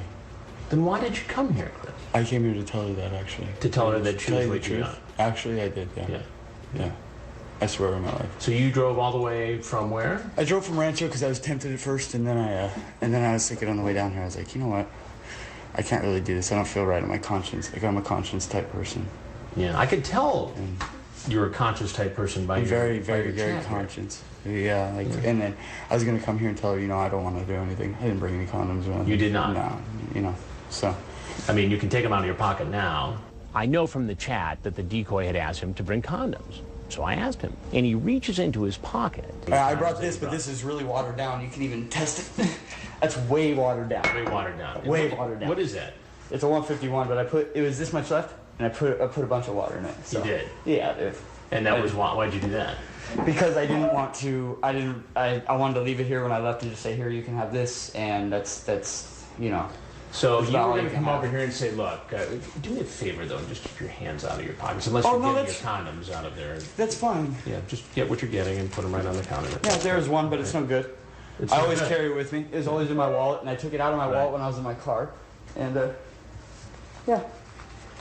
No, I have nothing to... I honestly was going to come here and tell her I didn't want to do anything. Right. And tell her, you know what, you're extremely young for this. Right. You know? So you were going to come here and tell 13-year-old Kelly that... you didn't want to do anything with her, but here's some Bacardi rum and a condom and old condom. Did you transmit this photograph? Oh my. Oh my. I didn't know I sent that one. I came back at a great time. Okay. Little bartender hack. When you're pouring champagne, people think that you have to like tilt the glass like you do with beer. Don't do that. Have the glass, like put it flat on the surface, like whatever counter you have, and pour it from the center. And then it won't over, like the foam won't like go over the glass and waste liquid. So, little tip. You didn't know. Well, actually, yeah, I did, but wow. I wasn't thinking of... To a 13-year-old girl? I'm sorry. You're right. I know, I wasn't thinking. And then he says, and we I'm hadn't sorry. heard this before. Hey, look at me, I didn't even take a shower. If I was coming to do something like that, I would have taken a shower, you know? I mean, that's Look the at first me. thing you do. How old are you? You know, I'm 26 years old, sir. Wasn't like the bottle like almost like halfway done too? 6 years old. And I really twice felt the bad. age I of the know, girl you I thought know. you were going to come see. Like, I really feel bad, dude. Like, I mean, I don't even know how to tell you how I feel bad. Now, I was worried, like... So now you go on and do this. I'm sorry. You know, because I was desperate sitting at home, I did. And it's not right to do. You're right. They should have, like, control things on those chat rooms. Would you answer Oh, so it's the internet's fault. the door naked? And finally, when confronted with the transcripts, you know, he admitted that it didn't look good. I really wasn't even going to come down here. Yeah, but you did. And when I did, because I didn't want to hurt somebody's feelings. I didn't want somebody to be absolutely hurt, okay? And sit there and go, oh my gosh, he didn't show up. You know, and Yeah, he is like really uncomfortably close to Chris. Like, I would have been like, hello, dance space. I'm really like a conscious person. I mean, look at me. I'm so dirty, like... I know. Yeah, exactly. Then why are you getting up in my dance space? Because I can smell ya. Well, I tell you what's dirty is this conversation You know what? had. Yeah, I know. Ayo. I really should not have done this. I felt absolutely... Yes, don't take my blank out of your mouth till I'm Yeah, done. I know. Look, if somebody's telling me in the interview that, you know, they've got an addiction or a compulsion that led them to this situation, you have to say, look, you're an adult. Having recognized that, perhaps you should have done something about it before you ended up walking into this house. Yep. I was not fantasizing about a 13-year-old, for God's sake. You know, that's not right to do. Would you Everything ever else- have two guys all over you? It's just, like I said, fantasy type What things. would you over- do with two? Yeah, it's just wanting to hear. And Now, do you I know figured that the it's parents illegal? had- Do I you- figured it had the parent... No, I didn't know that. God, he's so panicked. I'm actually quite shocked he didn't like open the bottle and like, start downing that Bacardi. Illegal to send this kind of material? I did not know that. I To really didn't. somebody who you believe is underage? I did not know that. That's against the Oh law. my God. Here's what you need to know, Chris, and that never is that I'm Chris Hansen with Dateline NBC, and we're doing a story on people who go. Well, you're welcome to leave and take your stuff with you. But if there's But that hat stinks. anything else you'd like to say, please tell us. If not, I'm just gonna take my Bacardi dragon fruit and be on my way, sir. when he left the house, It's like a quarter like full. I didn't know that he was on probation. Obviously, that made his situation. Uh-oh. God damn it. Oh, God.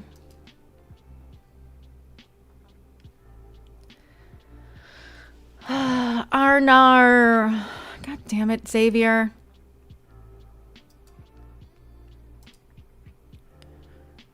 Okay, okay.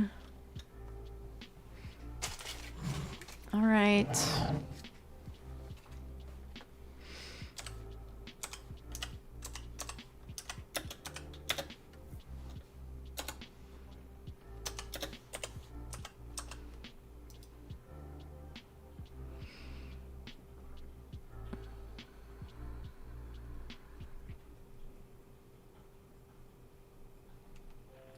God damn it. Like, seriously?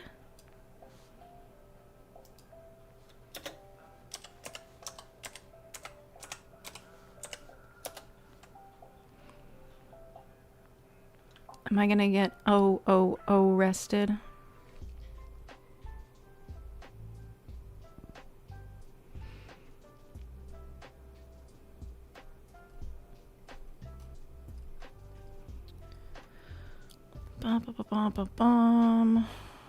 Let's see.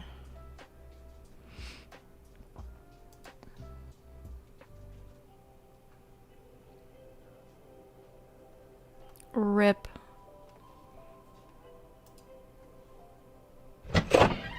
Where are you at?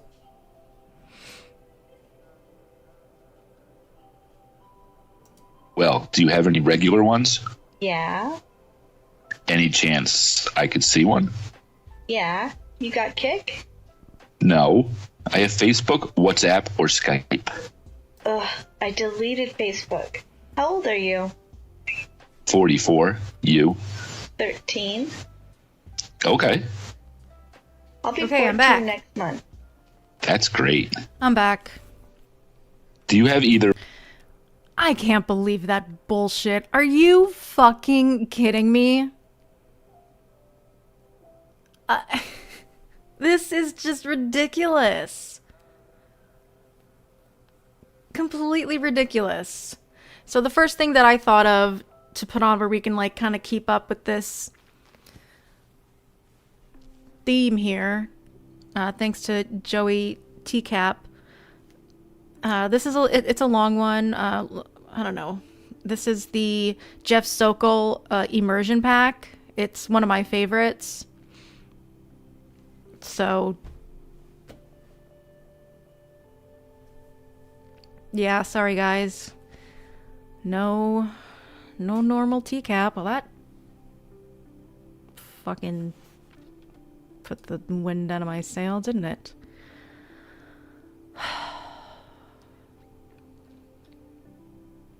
Alright, well, this is something else until I can figure it out. Or WhatsApp or Skype? Skype? Okay. Are you on now? Who is this? Are you the guy from Wire Club? Yes, of course. Cool. If I show you a pic, don't laugh. I won't. I don't judge. Send me the pic on your avatar. Oh, something happened with Walls? With what happened to Walls yesterday? Glad you're still... I know, I'm like, Walls, like, he just got his channel back. Would love to see. Cute pic you sent. Don't you have color pics? Haha. What about you? I have a bunch of pics on Wire. I can add you if you want to see them. Is that cool? Sure. You are gorgeous. Is that creepy to you? Actually... Well, there's also, I was thinking of another option. Morticia, she does a lot of the chat log readings of, like, the original Tcap. I'll keep playing this and then see if I can find something that I would like to listen to. Because I've listened to this so many times, but give me a sec. So are you. I like your pic. Thanks. And thank you for saying that. I'm not normally rude, LOL. I don't think you are. I'm just stunned how beautiful you are. You're really 13. You have some badass tat. Thanks. I like my tats. Yeah. Did you ever think you would say a 44-year-old dude is hot? I turned 14 October 21st. I think older guys are handsome. Well, some. That's cool. Did you go out with guys at school? I just moved here, Oh. so I don't really know guys yet. Do you have any friends at school yet? Yeah, a few. It's tough when you're new. Can you do me a favor? Especially because I came from California here. It's crazy. Huh? I want to see you. Could we do a video chat for like a minute? Really quick. I'm on my iPod. It doesn't have video? Nope. My dad took that away because I was video chatting too much. Don't you have Skype on phone or computer as well? LOL, well, if I had my own laptop, yeah. Do you have your own phone? And my phone is in limbo because I broke 2 this year, so I don't get my upgrade for another month. Well, actually, like 2 weeks. So So my mom gave me a retarded flip phone. Wait, if you have Skype on iPod, are you sure it doesn't have video? I thought it comes with Skype. I'm sure my dad disabled Cam. Yeah, but if he disabled it, you can easily enable it. It's in settings. I'm not getting into trouble. Okay, but it's just weird. Wait, are you someone trying to see if I would? Why would he disable it on a device that can easily be overridden? Man, I haven't been in trouble for 3 months. No, it just doesn't make much sense. Can't seem to pick I don't one. believe you. And I want to verify it's you, because people on the wire are fucked up. I'm not getting in trouble again. Can't trust anyone, but okay. Exactly. I can show you who I am. I guess I just want to make sure you are who you are. I can call you tomorrow if you want, but I really don't want to get in trouble. Okay, I found one. Let's listen to the Jim Klein phone calls. Yeah, we're back. I had to switch it up and do something else.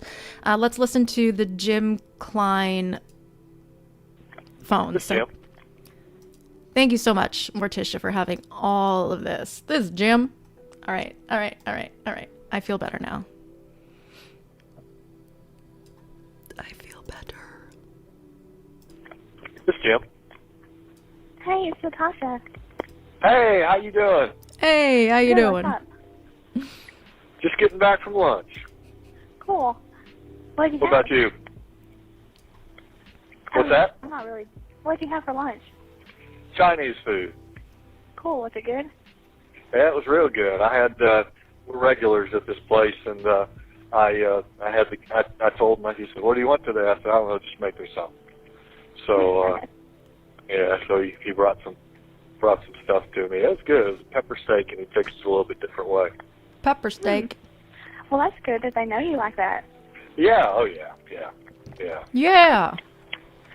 So, what's up? Are you still gonna come around tonight? Yeah. Yeah. Okay, good. Is that all right?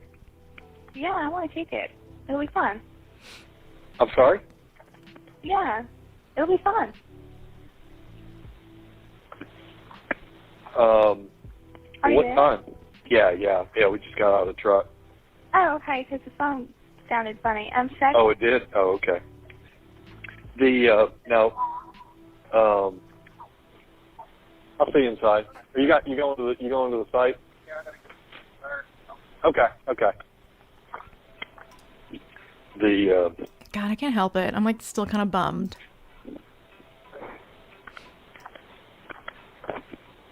I will tell you, I'm a little bit. I don't know, just the fact that the age difference. Well, Are you I there? don't care about your age if you don't care about mine. I know, but there's a little bit of a legal issue there too. You know Well, what I it's mean? not like I'm going to go telling it to people. Yeah. Because I don't want to get busted either. I mean, I'll get, like, beat down if What's somebody that? finds out. I'll get, like, beat down if somebody finds out. You say you don't care if you what? I said I'll get beat down if somebody finds out, so I'm not going to be going and telling anybody. Quality time. You say you'll get beat down? Yeah. Why?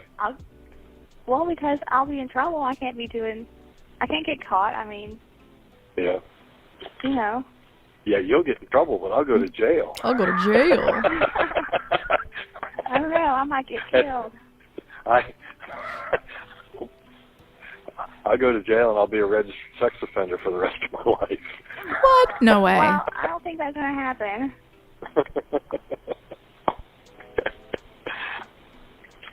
So, But do you want me to call you later tonight or something?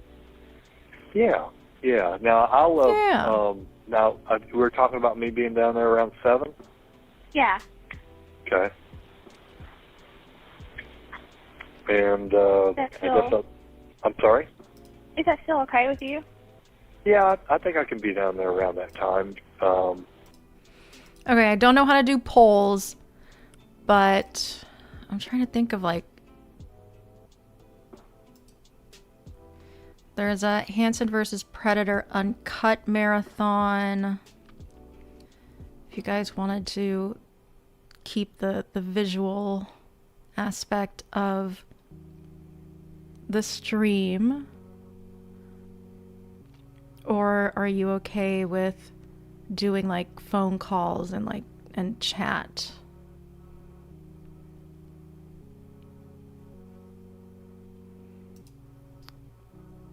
Anything with 87. Yeah, I'll do a Lorne stream, maybe. Well, definitely this week because I've got all the time.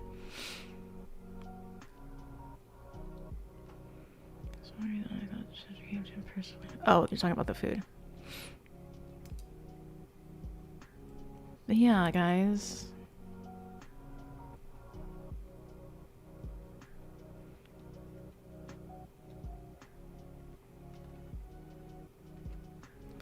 Oh god, I can't do Jim Roush without Mike Pence. I know we've talked about wanting to stream together, so. I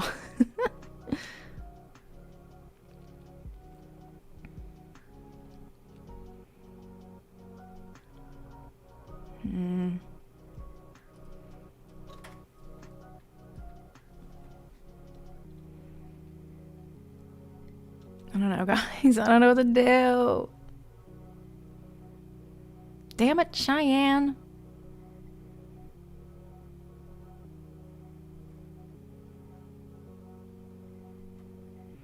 Michael Willis, no.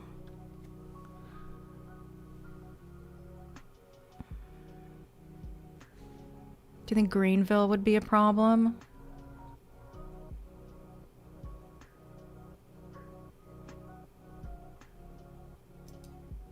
We've seen our stories on computer predator. Okay. Let's try this one. Oh yeah, that'll really get my stream channel down. Let's see if this one is okay. Maybe it just like depends on the video or the channel. I don't know. Let's try this. If it fucks up, then we'll go back to This is what. Why did you come here in the first place? To see a 13-year-old girl. I turn on the webcam, and his reaction is, "You are so hot." What grade do you teach? 6th grade. So you teach kids about the same age. like, I don't understand like why. I mean, this is common, you know, we're doing commentary, we're watching along. I'm not like, I don't know. I just don't get it. This was so long ago. As the girl you were coming to see. I'm ashamed. It's really ashamed. So am I gonna be on TV or what? They're still out there, and we're still exposing them. A new Dateline investigation to catch a predator 4. Predators scouring the internet, targeting children for sex. It's a national problem that Dateline has helped uncover. Good evening and welcome to Dateline. Yeah, they're saving it for the DVD release. Yep, exactly.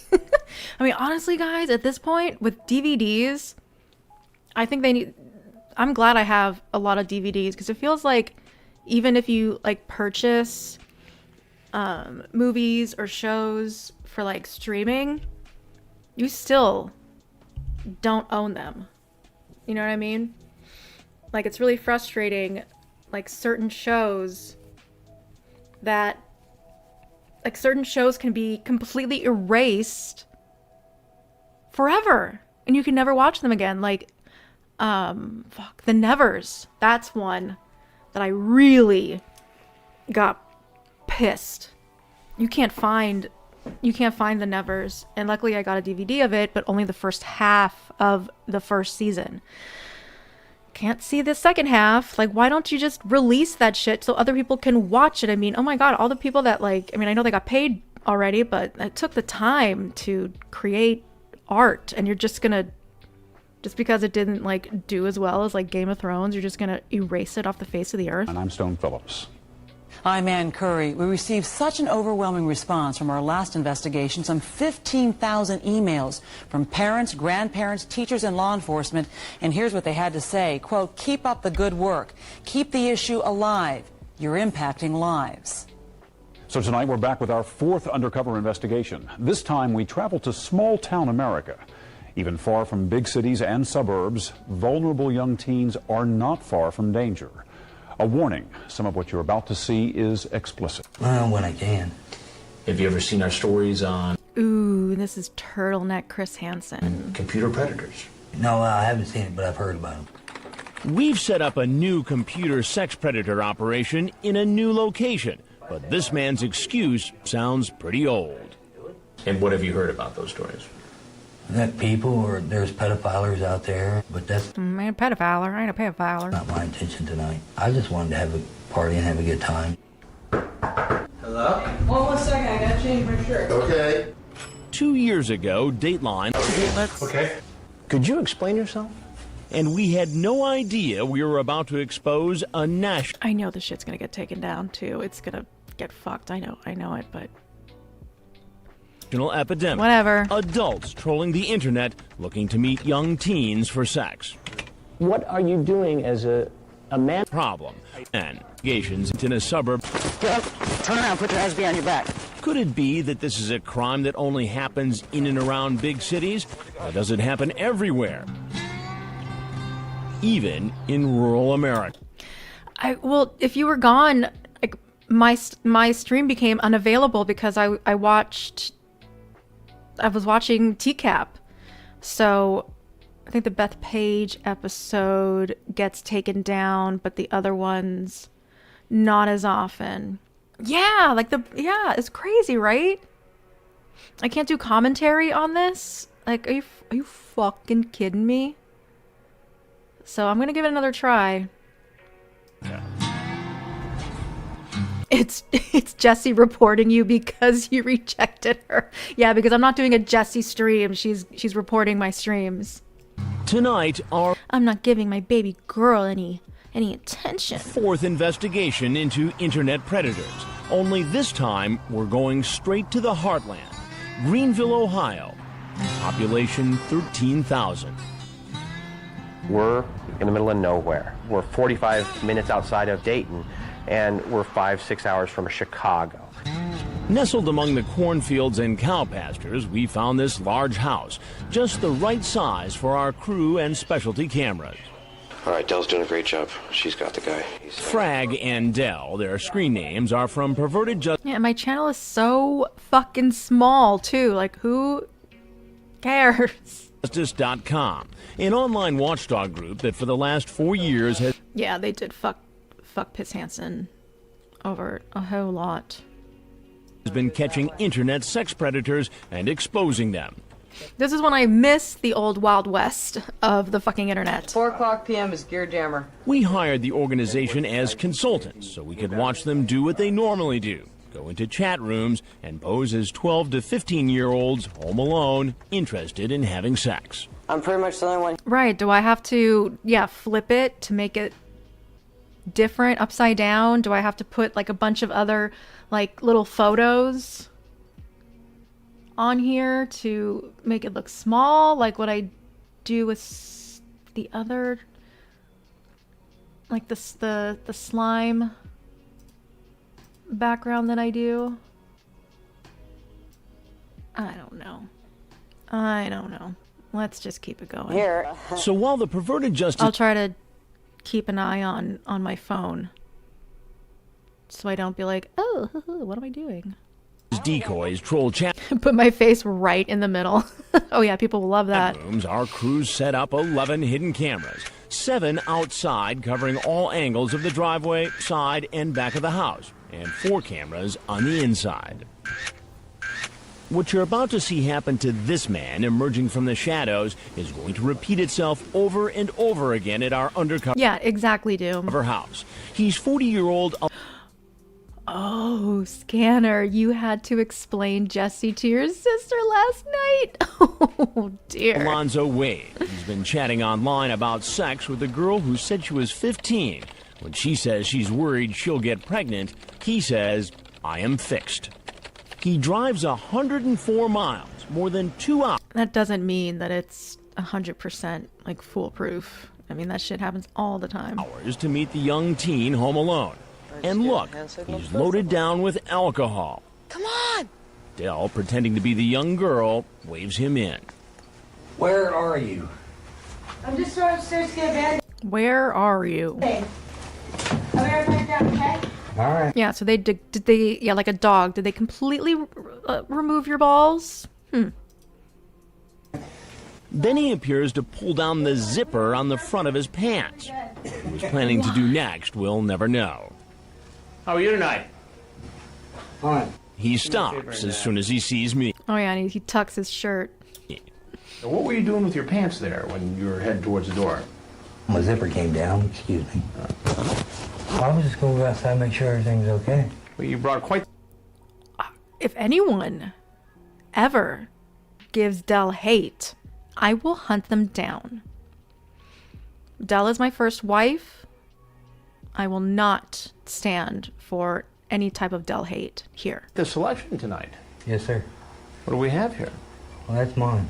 Alonzo claims the 12-pack of beer and 2 6-packs of Mike's Hard Lemonade are all just for him. Were you going to give any to the 15-year-old? Oh, no. I don't do that. No. I got a 15-year-old daughter myself.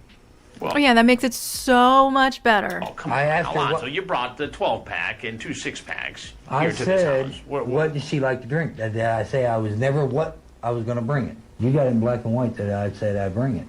But And you brought it. yes, I did. You say that... But she also asked for it. Alonzo says he didn't want to drink in front of his daughter, so he came here to drink, not to have sex. But he seems to leave the door open. Scorpion snow removal gang reporting in. The stream makes dealing with all the nonsense. Oh, good. Good. Definitely understand that type of job. God, Jirok he worked a 12-hour shift last night. I'm trying to make sure that I'm quiet so he still gets his sleep, because he still has to work tonight, because it's his job. It appears to be clear from this transcript that you are open to the Yeah, it's a good job. idea of having sex with this girl. No. Well, it appeared yes. Would I? No. Or maybe. All right. Maybe. What is it, Alonzo? Oh yes, yeah, no, maybe so. Yeah, he's blue collar. Oh. Maybe. Maybe. So maybe you would have had sex with this girl. Maybe. What should happen to you, Alonzo? I should go to jail. And that's exactly what's about to happen. Sheriff's office! Put the beer down right now! Put it down! Put your hands in the air! Like our most recent investigation, Perverted Justice is cooperating with local law enforcement, providing the Dark County, Ohio Sheriff's men with the evidence needed to make an arrest. Here in Ohio, showing up for sex with a minor after soliciting them online is a felony. After deputies read Alonzo his rights, Sir, I can smell you from here. listen to me right now. Yes, you have the right to remain silent. Do you understand that? Yes, sir. he's taken in for questioning, Spread your feet apart for me. photographed, fingerprinted, and put behind bars. Detective Mike Burns of the Dark County Sheriff's Department says he contacted Perverted Justice about doing a sting operation because he was looking for a way to combat internet predators in his area. It was just a miracle from heaven as far as meeting our... God, it's making me think about the Predators documentary, and that guy that was doing the interviews, I don't know. And I can't remember who the guy was that he was interviewing, what sting he was a part of, but I feel like the interviewer was trying to someone bait him, oh, do you think that these pedophilers, do you have any sympathy for them? And the guy was just like, no, I don't, not at all. Nope, not this guy. Yeah, don't take the bait. Needs, because we're struggling so badly to get things going that, here it is. Here's the answers for you. The detective and his men will conduct their stakeout from the house across the street and in the mobile home behind our house. Just as... Yeah, I'd say the first maybe 5 minutes, 10 minutes is good. But then it just went I don't know why. I liked what they were doing with it in the beginning. Like, why did it have to go down the road of just, I don't know, is it right? Is it wrong? Like, are you trying to be like controversial? Like trying to like ask the other questions that people won't ask? Like, no. These people are bad. They deserve what they get. I don't care. They did with Alonzo. Once a suspected predator goes in the house, Detective Burns will have his men move into place, ready to make the arrest. Where are you at? Where are you at? For the parade of potential predators, this time here in the heartland of America. Up next, Yeah, they tried to make us feel so bad about the whole Conrad situation, and I don't. may be surprised who exactly does come calling: a fireman and a student at an evangelical Christian college. Yeah, and exactly, Johnny Utah. Most of the predators got light sentences anyway. I don't know if I'd really be able to go through with it. But you walked in the door. To Catch a Predator 4 returns in a moment. Predator investigation is in full swing.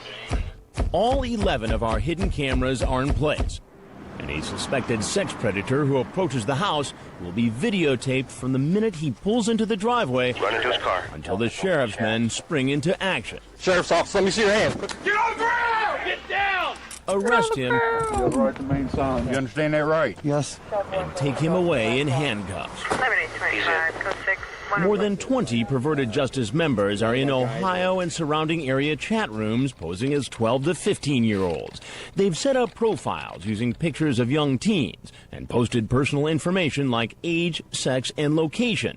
Some of the profiles are on social networking websites like MySpace and TeenSpot. He's in Cincy. The decoys from Perverted Justice. Yeah, Johnny Utah, I haven't seen the doc, but it sounds like he was acting in bad faith or going for the hot take angle. Yes, that's it, exactly. It didn't work. It did not work. I did not at all think about, oh, well, let me think about it in a different way, and oh my god, this really got my mind like going, and really, you know, some food for thought. Like, no Are waiting to be instant messaged by a potential predator. In a matter of seconds, men start hitting on the decoys. This man, screen name Green-Eyed 121, even goes so far as to suggest phone sex. He found our 13-year-old decoy, Katie Did Sings, on MySpace.com. He types, I have an idea, but it's a little weird. What? I did it with another girl, but I don't know if you want to. Call me up and let me listen to you as you yourself to orgasm. The decoy quickly declines the offer, saying her dad wants her to get off the computer and come downstairs. Green-Eyed 121 doesn't seem to mind. After all, he's already made a date for sex with her in person. Katie Did Sings told him, Oop, football time, 70 Sue. Enjoy. She would be Thanks for home hanging out. alone for the weekend. I have good news. I can come over Friday and stay the night, too. He's coming all the way back, all the way back. Going towards the front. Green-Eyed 121 is scheduled to arrive at our undercover house around noon. Sure enough, here he is, right on time. Our hidden cameras are rolling. Quiet, quiet, quiet. He's 23-year-old Nathan Downhauer. He says he's a student at an evangelical university. And what does he plan to do with Katie Did Sings? His chat log is quite explicit. My hands will travel down your smooth body till we reach your pants. God. Here we will remove your pants and underwear, revealing your beautiful nude body. Oh, he thought he was such a poet. Nathan Downhour. And like so many of the other potential predators, his chat He thought he was so romantic. turns too X-rated for network television. And now he's in our living Yes, but can I rape you anally as a screen name is totally fine to say on national television. room. Hey, Nathan? Yep. I just cut the crap out of my toe. I'm getting a Band-Aid. Hold up the kitchen counter for a second, okay? Yeah, you don't want to bleed all over the rug there, Del. Okay. Parents will shoot you. Can you do me a favor and just go ahead and seat, right? Everything else. I love that. Wait, did it go away? The shot. Kitchen counter for a second, okay? Okay. This shot right here. These these little coffee cups here, they kind of look like they would be visible to the predator. Like, oh, that doesn't look odd to you that there's a bunch of to-go coffee mugs just right there on the fucking banister. Do me a favor and just go have a seat right over the outside of the bar, please. He drove more than an hour to keep his date for sex with a girl he thought was 13 and home alone. But he says by the time he got to the door, he changed his mind. I don't know if I'd really be able to go through with it. But you walked in the door. And as I read some of what he said online, he doesn't sound like a man who plans to back out. You get into very graphic detail about what you want to do to her. Fantasies dreamed up online or in your mind. Fantasies dreamed up online in your mind. Things you might not be able to willingly do when it comes down to it. I will gently cup and massage your soft breasts, kiss them, and run my tongue along them. And it goes on from there, in graphic detail. What are we to make of this? I'm not sure. I don't know what the law says about this. Well, it's illegal. But nothing has Yeah, it's illegal, that's for damn sure. happened yet. Well, I know. But it's illegal for someone to use the internet to solicit somebody who's 13 for sex. That I was unaware of. Sheriff's office, get on the ground. On the ground right now. On the ground! Later, you'll see Green-Eyed 121 get a quick lesson on the law from detectives waiting outside. But now, another stranger has just pulled in the driveway. In the driveway, in our driveway, back. Online, he calls himself J10O72960. He's also been chatting with the decoy Katie Did Sings. Remember, her profile says she's only 13. He tells her he's a fireman. Then he gets worried. Yep, another fireman. She's a cop. How do I know you're not a cop? Laugh out loud. I'm not a cop. How do I prove it? Call my cell and leave a sexy message. She does. And then he wants to take it even further and moves on to the subject of phone sex. He asks, "You like hearing guys moan? I want you to call now and make me moan." Katie Did Sing says, "I will hear you when you get here." And there's something else. They do, Addie. These guys, their ensembles are just not like, I bet like they would expect the girl to be all dressed up and look cute and makeup and all that, but here they are just looking like they're going to a, you know, fucking 7-Eleven just to get a Slurpee. He seems to have a thing for feet. Want me to rub your feet? Yeah. Now I'm getting turned on. The man with the apparent foot fetish is really 21-year-old Jason Shopner. Where you at? Where are you at? Band-Aid before I bleed all over the rug. Oh, okay. Yeah, that sweater's not very flattering, my dude. Hey, why don't you hang out, have a seat right on the other side of the bar for me, will you? Keep your hands out of your pockets for me. Come on, just go over and have a seat, please. No, sir. Right here, please. What's going on? Why don't you tell me to get things started? Tell me what was happening. I don't know. You don't know. I do, I'm sorry. You're sorry. Another firefighter who looks older. I don't know, man. And I know being a firefighter is quite a stressful job, but I guess it also ages you. For what? You freaking idiot. And it turns out Jason really does work at a firehouse as a paramedic. Now, in your chat here, you essentially say you're a firefighter. I won't either, Doom. I'll never understand it, but... never mind. Yeah. Don't you think that might impress a 13-year-old girl? Well, look, I'm sorry. What was your plan here today? I don't know. You don't know? I seriously don't know. Well, it looks like you knew based upon Kind of a weak chin, too, doesn't he? this chat. Want me to rub your feet? No, Yeah. no, okay, all right. What would have happened if I had not been here I would have done something stupid. with a 13-year-old girl? I don't know, probably. If a 13-year-old girl had been here. Yeah. And you won't believe what else he admits. Do you ever watch television? Firefighters are extra horny because they're around dudes all day. You ever watch Dateline? I know, we need more women firefighters. Come on now. Dateline? Dateline NBC? You ever seen our stories on computer predators? Yeah, I've seen it. This is one of them. Oh, no. Oh, no. So even after seeing our previous investigations, watching men being confronted and arrested, he wasn't discouraged from doing the very same thing. And as you'll see later, he's not the only one. Yeah, and I've seen this on TV. You've seen this on TV before. As this investigation Timu, fucking, what's his name? DJ Pauly D. continues, we hear something we've never heard That's what a lot of us call him. before. My religion. Men talking about religion. Yeah. Have no one else to turn to but God. I go to church every Sunday. Fuck When you. we come back, how far will these guys go? A 2-hour trip to meet an underage teen. What makes a man get in a car and drive 2 hours I love that face. What makes a man? at 2 o'clock in the morning? To Catch a Predator 4 continues in a moment.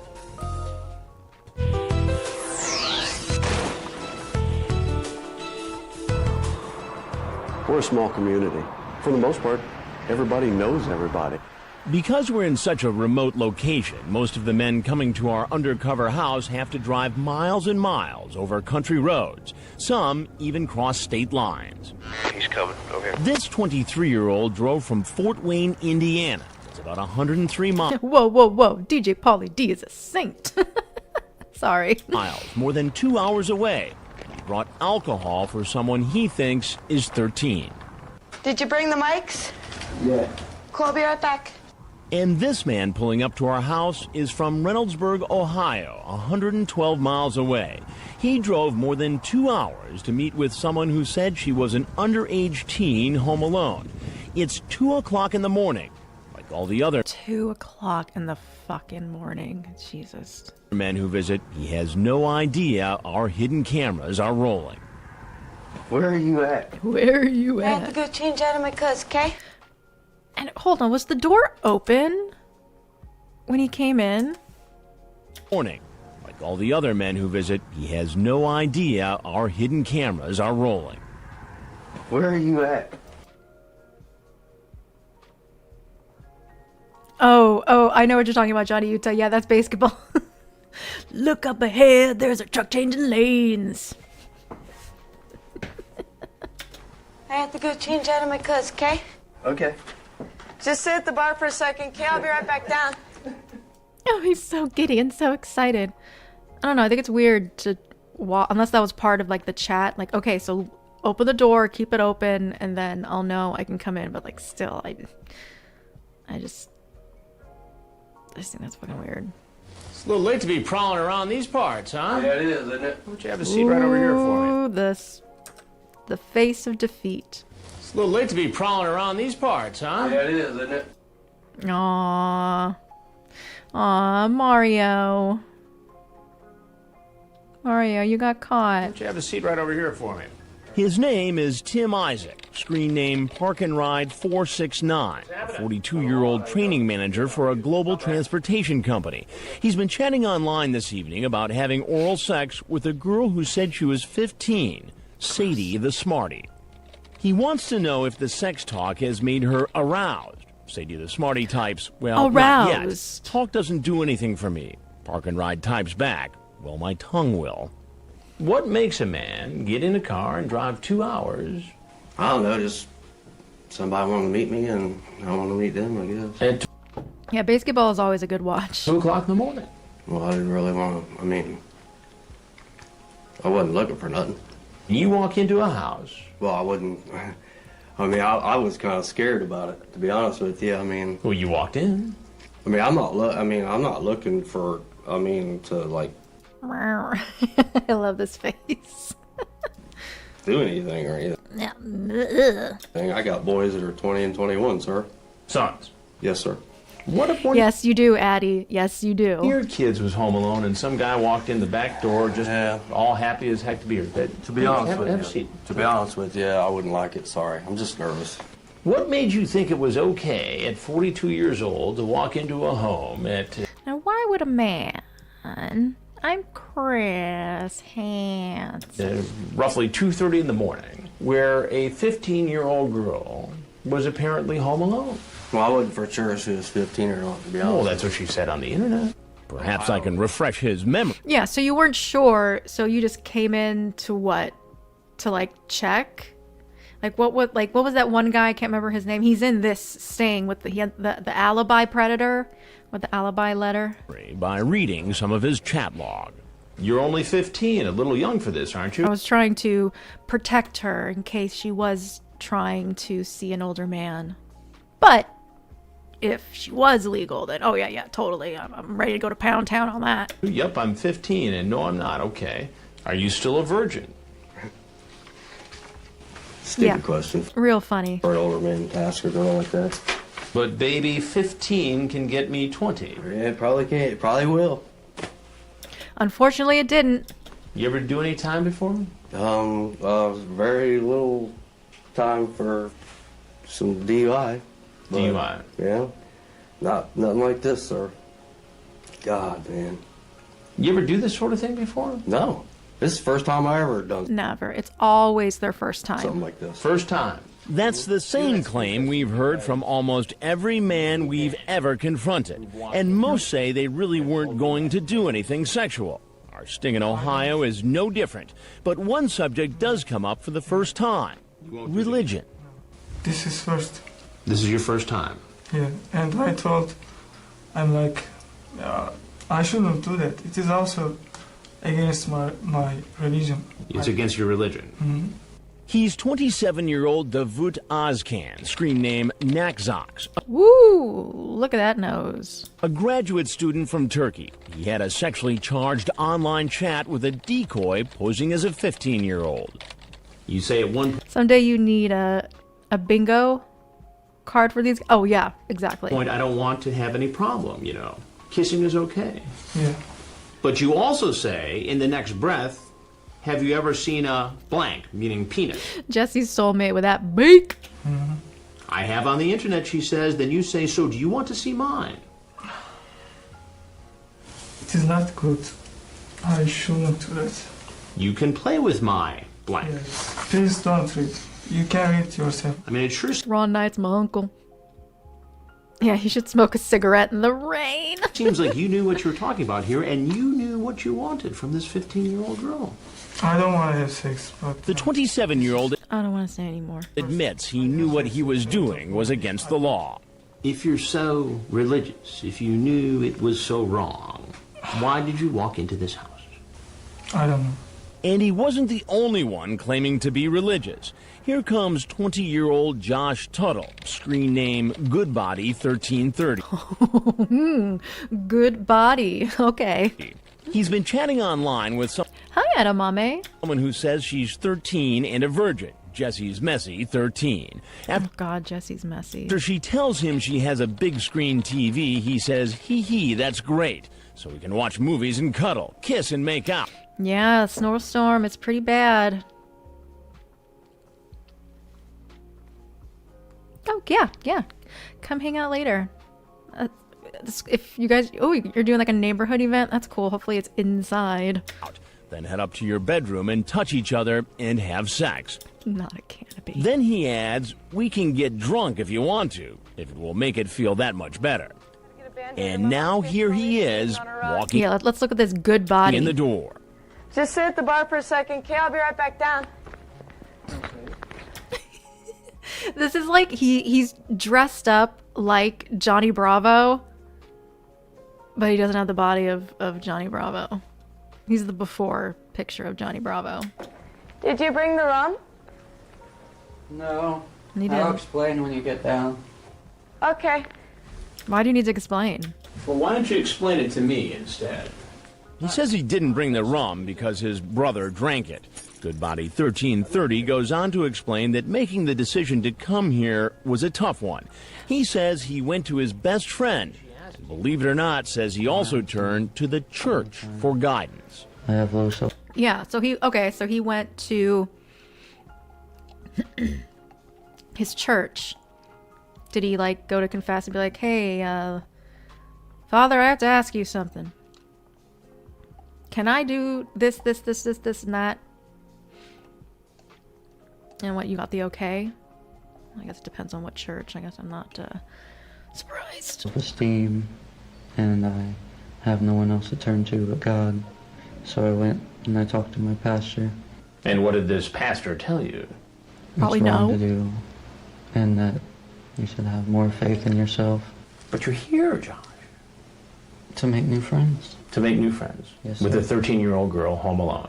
He says he only came here to watch movies and hang out, but his chat Netflix, chill. and something else tell a different story. Cause I'm just Did you a bring- Cali slime bucket witch lady. Hello, mommy. Hee, I have a big screen TV as well. I'm actually legit bringing the rum to my neighbors. I asked the Metropolitan and he said to whack my toe on the banister for good luck. Yep, you gotta do that. Thank you, edamame. This is the Echo wig. This is Miss Echo.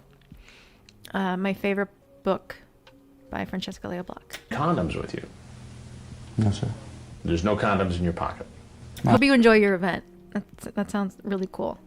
I have one, but that's just... Okay, so that's one lot. I carry that with me all the time. Because the character in the book Echo did have green hair. But you said you didn't bring any, and you did. Oh. So that's a lie. Yes, sir. But I corrected myself. Oh, but I corrected myself. Oh, so that makes it okay. I'm sorry. We'll hear more from Goodbody later. Now let's look at a truly unusual case.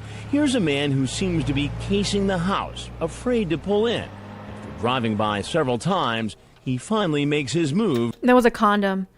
I'm not Orthodox, but I studied religion in college, and it's the most visually striking faith. But what kind? Like, I was raised Greek Orthodox. My church was stunning.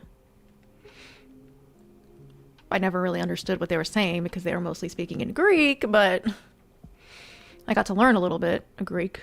And walks in the back door. Hello? Hold on, I want to take my coat off. I'm sweating to death after I was freezing. Greek Orthodox churches are always very, very striking. Why don't you come on in and have a seat real quick? Okay. He's 33-year-old And you gotta go to a Greek festival if you haven't. John France, a mechanical engineer. He's been chatting online with a decoy who says she's 14. Unlike all the Yep, this is it, the alibi predator. men you've met so far, France, whose screen name is Net Buckeye, is very careful when it comes to talking about sex. When the decoy, Chicky Girl, asks, "Got any condoms?" he says, "What are those?" Just kidding. Then he says, "No worries." She says, "Is that Oh, he has so done this before. Yes, and he replies, "Don't worry, I'm not going to do anything without a condom." But when I confront him, he says he has no interest in sex. I'm confused, though. So if you don't have any interest in that sort of activity, why then chat up a 14-year-old girl and come to visit her? I'm lonely. That is the bottom line. Really? Yes. Very lonely. I'm lonely. I hate that fucking excuse. And once again, this man also says he's religious. Isn't there a church group or a saloon or... There is. Yeah. So you're lonely and you want to, you're looking for, just some companionship. 13-year-old girl alone at home. And she's like somewhat willing to be physical with me. Well, hot damn. There's nothing else to do. So they're like, out of everything that can possibly be like anything, you could do anything if you're bored and lonely and sad. This is what you decide to do. Fuck you. Fuck you very much. I go to church every Sunday, and it's like, and in fact, I'm going. Exactly. If you're that lonely, like, pay a sex worker who is of age to do that. It's work. It's not being rude at all. Like, seriously. I mean, I'm to a new church now because I'm not happy with my old one. But So does this new church teach that it's okay to come over and visit 14-year-old girls who I are would home say alone they with would no not, parents? They would not recommend that. No. Then France says pretty sure he could have got one.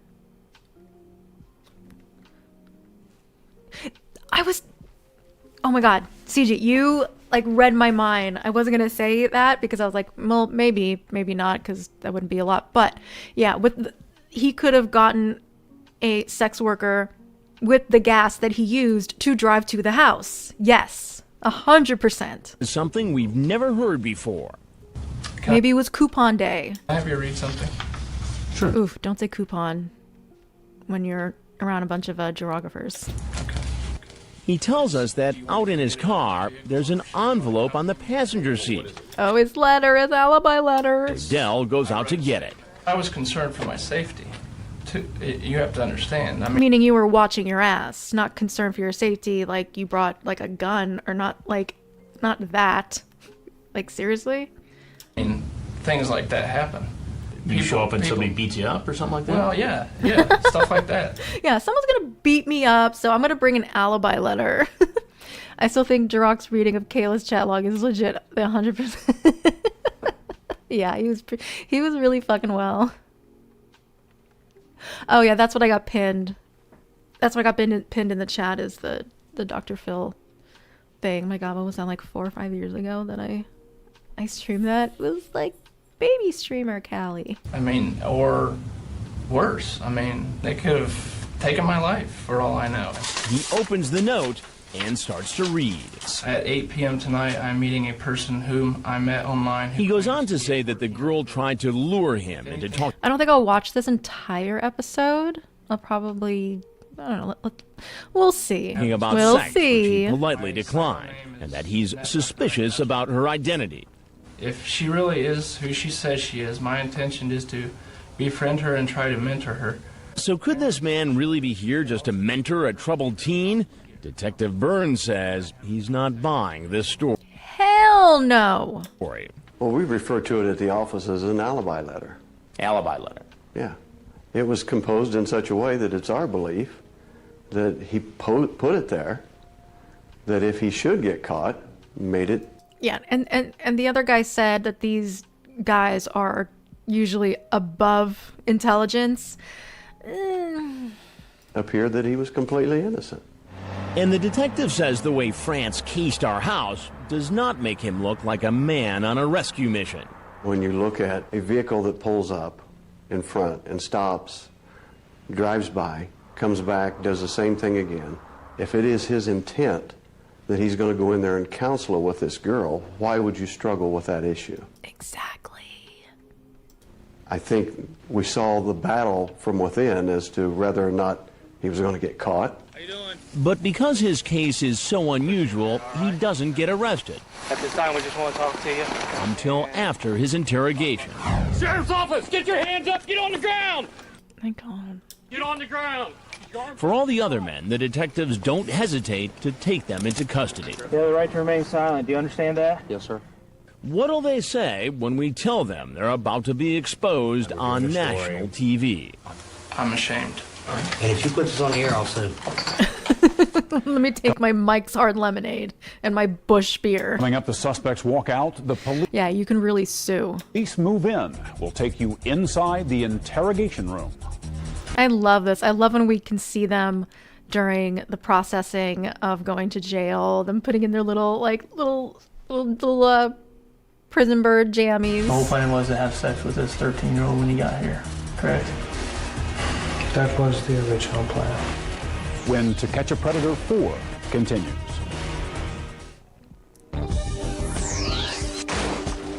Yeah, I'm gonna sue you. Go ahead.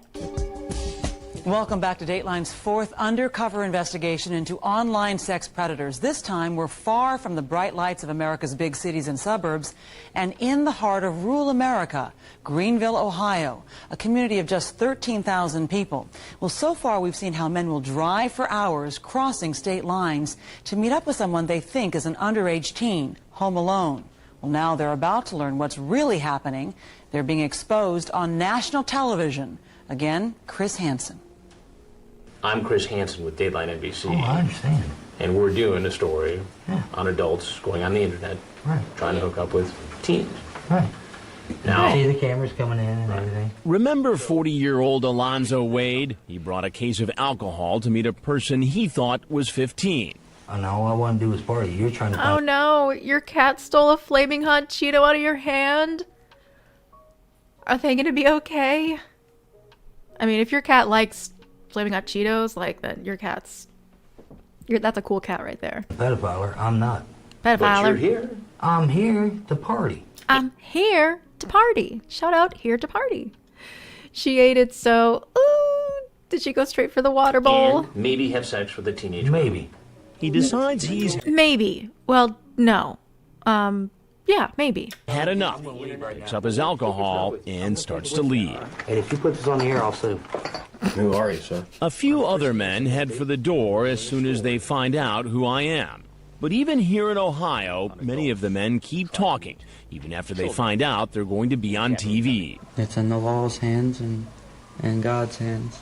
You sound like a pretty religious guy. Yes, sir. Yeah, You're free that's gonna help you. Leave. Free to have your condom back. Thank you. I'm Pee in ashamed. it. Okay. Truly ashamed. No water. She begged for more. I like your cat. That's a G cat right there. And what about the men who've seen our previous investigations? Do you ever watch Dateline NBC? Yeah, and I've seen this on TV. You've seen this on TV before. Remember this 23-year-old Someone needs to learn how to blend. man who drove across state lines and brought alcohol for a 13-year-old? You've seen this on TV before, so you know what's about to happen then. No. This is the part where I say I'm Chris Hansen with Dateline NBC, and the cameras come out. Okay, I realized I made coming here was a mistake. Good thing that it didn't progress to nothing further. It was a good thing that we were here and a 13-year-old girl was not. Yeah. So that's the good news tonight. But I don't know. I just apologize if I offended anybody. Have you ever seen our stories on computer predators? Yeah, I've seen it. This is one of them. Oh, no. This is the Yeah, I've seen them. This is one of them. Oh no. Arnar. 21-year-old paramedic with the apparent foot fetish who came to meet Cleo, Emma. a 13-year-old. So you've seen these stories before. Yeah. Didn't you for one minute think that this might have been something just like that? Yeah. I remember when these like Adidas jackets were so popular, and this was a popular color combo. I never really understood it. The brown with the light powder blue. Not for me. But you came anyway. It looks as if he doesn't want to leave. Since he's admitted seeing our earlier broadcasts, he probably knows what's going to happen next. Finally, after several requests, sir, I'm going to have to ask it. When I think of Adidas, I'll always think of the black and white or the red and white. Like, for me, that's like, I don't know. It's the classic. he gets up and walks out the door, right into the arms of the detectives from the Dark County Sheriff's Office. Sheriff's Office, let me see your hands. Put your hands up. All along, Dell from Perverted Justice has been running across the street, giving the detectives chat logs of potential predators before they arrive. We're able Your cat's name is Butters? Butters? to look down through the chat logs and determine whether or not a crime had been committed. Once we knew for sure that somebody was coming, I was maintaining contact with Perverted Justice through radio means. Here he comes. So as the men leave, the deputies move in and arrest them. Sheriff's Office. Batman and Catwoman. That's right. That's right. Those are your cat's names. That's so adorable. Get on the ground. On the ground right now. Oh, hamburgers. Charge them with attempted unlawful sexual conduct with a minor, a felony. In Ohio, in order for prosecutors... What was that one thing that Butters said? Oh, teacher, my penis never comes out of my pants, except sometimes when I wear pajamas. to file the most serious I like Hello Kitty Island Adventure. charges, a police officer needs to be involved in the online chat or phone conversation.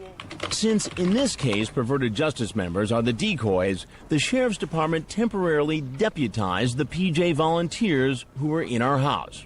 You have the right to remain silent. Do you understand that? Yes, sir. After they're read their rights, the men are taken to this auxiliary building for an official interview. Now it's the Stupid-ass detective's man. turn to ask the question. Why did you come here in the first place? To see a I thought that was my dogs making a noise. 13-year-old girl in that house. What they've already told Dateline is eye-opening. Now wait until you hear what they revealed Professor Chaos. to the detectives. Remember Green-Eyed 121, the 23-year-old who typed a detailed description about having sex with a 13-year-old? Oh yeah, Butters, Tweak, Craig. Oh yeah. But I always have a soft spot for Kenny too. Remember, he's a student at an evangelical Christian college. I couldn't stop thinking about it, what would happen. I used to be able to do a better Butters, but I don't. When I was younger, I used to do a better one. If I got caught, I was caught. Sheriff's deputies find a box of condoms in his car, but he tells the detective. I love Butters so much. If I ever get a chance, I will adopt the hell out of Carmen. I want that. You want Carmen? Oh, bless you for that. Oh my God. They just happened to be there. Have you ever had sex Purebred. Hi. before? No, never. So you have a box of condoms with you. You've never had sex before. The whole plan was to have sex with this 13-year-old when you got here, correct? That was the original plan. Okay. He insists he wasn't going to go through with it. Detectives also question the 42-year-old who showed up at 2 in the morning planning to meet a girl. Yeah, you would never have a dull moment with Carmen in your life. Absolutely not. I've got some apples. Girl who told him she was You got some 15. too. I have to go change out of my clothes, okay? Okay. He tries to convince the detective he had no intention of having sex with a 15-year-old. You would like me to believe that you just traveled. What's that one song when he was a tap dancer? I got something in my front pocket for you. I got something in my front pocket for you. Won't you put your hand in and see what it is? 112 miles for a couple of hours. You know what? Ride. I would like you to believe that. Just to visit a 15-year-old girl. Yep. Whose parents aren't home, and you want her to keep that a secret. Yep. Okay. And you still have me believe that, despite the fact I have chat in here about you talking about, are you wet yet? Well, I'd like for you to think the better half of me, but you got what you got there, and doesn't look good on me. It doesn't look good for this man either, the 21-year-old paramedic who has a thing for feet. What did you and Kat discuss or plan specifically to do once you met her, knowing she was 13 years old? Hang out. Hang out? Nothing else? What, just hang out and play Nintendo? Cock. I guess sexual stuff. Sexual stuff? Like what? You're talking about kissing and Kiss, what else? rubber feet, stuff like that. Rubber feet? Yeah. Once the interrogations are over, the men are taken to the county jail, where they're photographed. Here's the thing, Vex. If and when we ever hang out at some point, we need to watch basketball and Showgirls. And just record ourselves watching it, because that'll be hilarious. Don't take. Fingerprinted, Give me your right hand, your thumb. strip searched, and put behind bars, awaiting a hearing before a judge. Most face up to 18 months in prison. Where are you? But our story doesn't end there. The next man you'll meet has a dark secret, a secret that's about to come out, and it's going to shock an entire community. Oh, here's another one of my top fave hates. Just tell me what you do for a living. I'd rather not say. Coming up, a potential predator asks to see his prey. Where are you? And he does, but it's not who he thinks. I was like, well, are you going to call if you're coming or if you're not coming? He's like, I'll call either way. When To Catch a Predator 4 continues.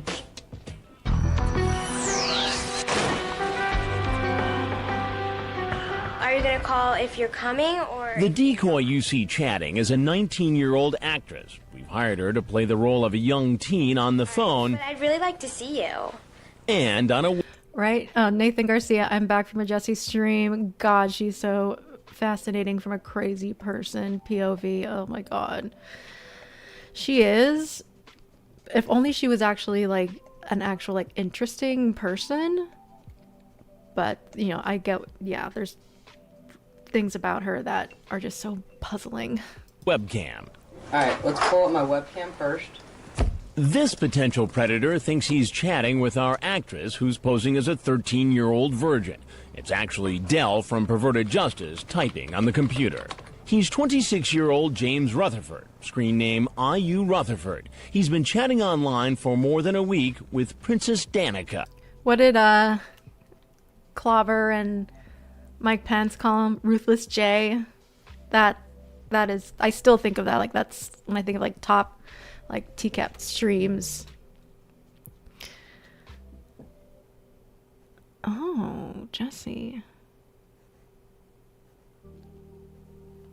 Is she posting photos of her family?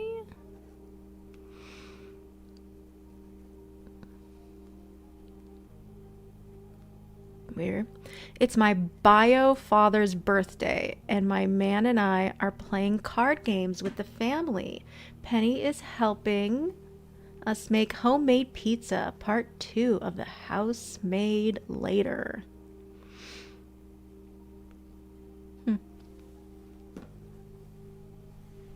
Emily!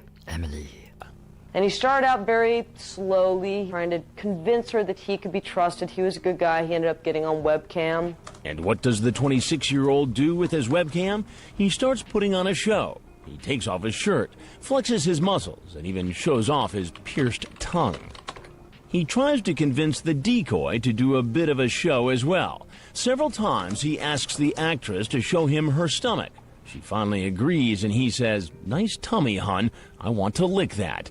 Then he says, "I owe you something now, don't I?" And then he starts pulling the boxers down a little bit. Doesn't go all the way down. Remember, he's talking to an actress who he thinks is 13 as he watches her on a webcam. As the chat progresses and plans are made to meet, he types, "I'm so freaking horny. You know, if you had me naked, I'd want more, right?" But just before he gets in his car to come over, he calls. I was really looking forward to it. That's not fair. I'm so bored here. It appears the man is having second thoughts.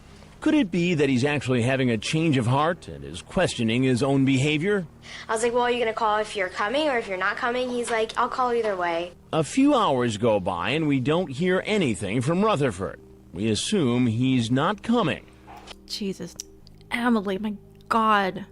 Like, I have the hardest time believing that she's over 18 because Jesus, that's a child. Okay, gotcha. I'm familiar with that approach. Until suddenly someone spots him pulling into the driveway. That's his red Corvette driving around to the back of the house. The decoy goes out to wave him in. Come on in. Ooh, yeah, and he brought his Sportster car that his dad, it's probably his dad's. The door's open! Little red Corvette. Where are you? Oh, I'm just gonna go finish getting ready. I'll be right there. Come here. Come here. No, I promise I'll be right back. No, come here. I'll be right there. Just wait. Gotta be able. So here's the thing about Ruthless J that I don't like.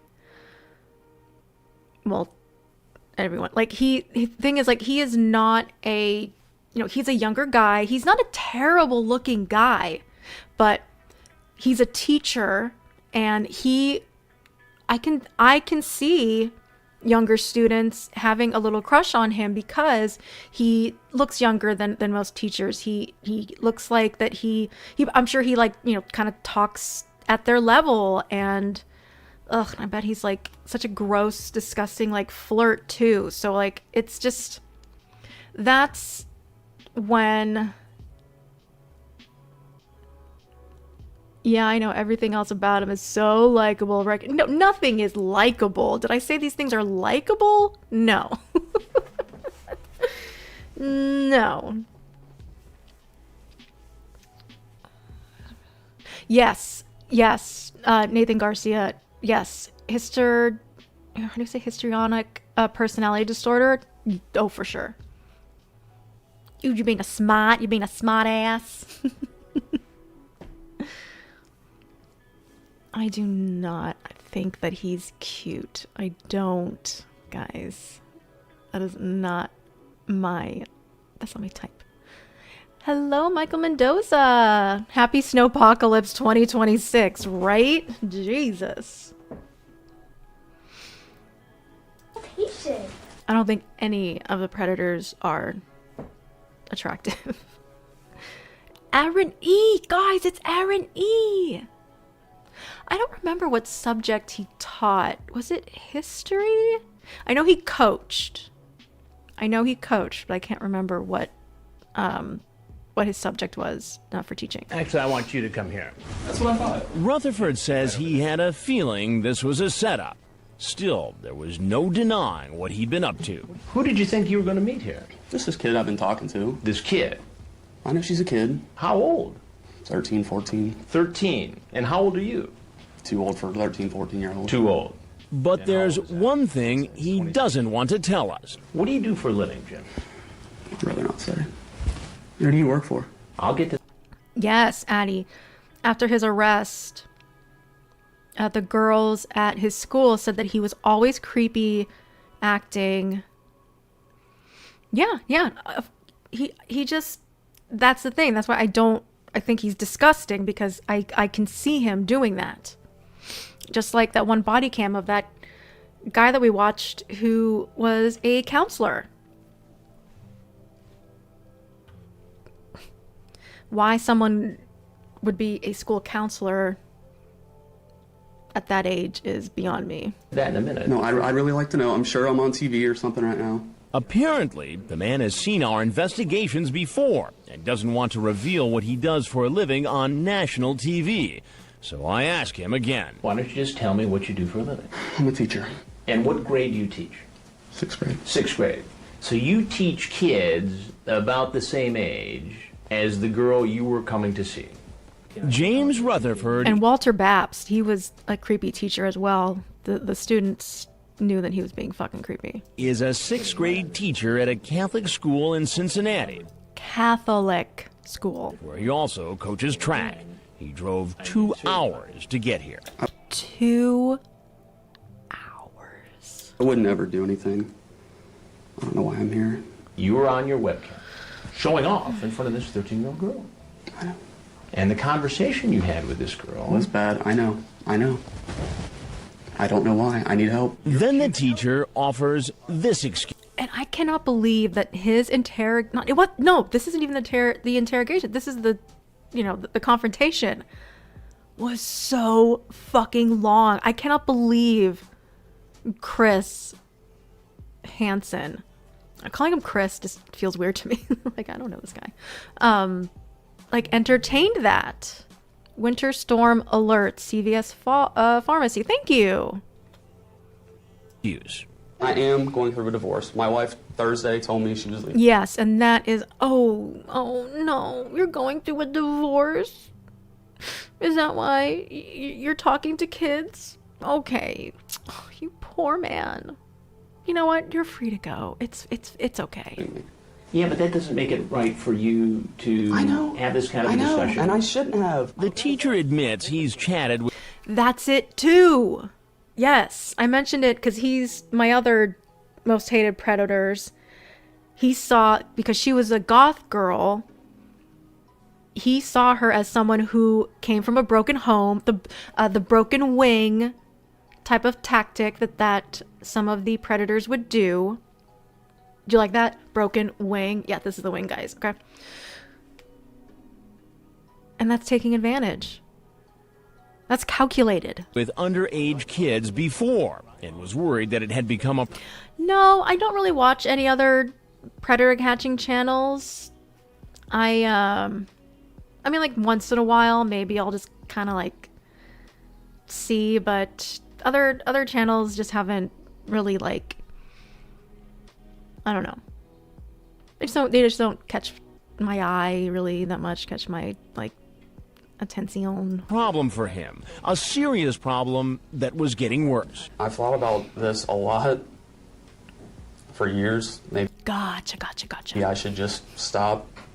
Maybe I should get counseling. Counseling and get off the internet.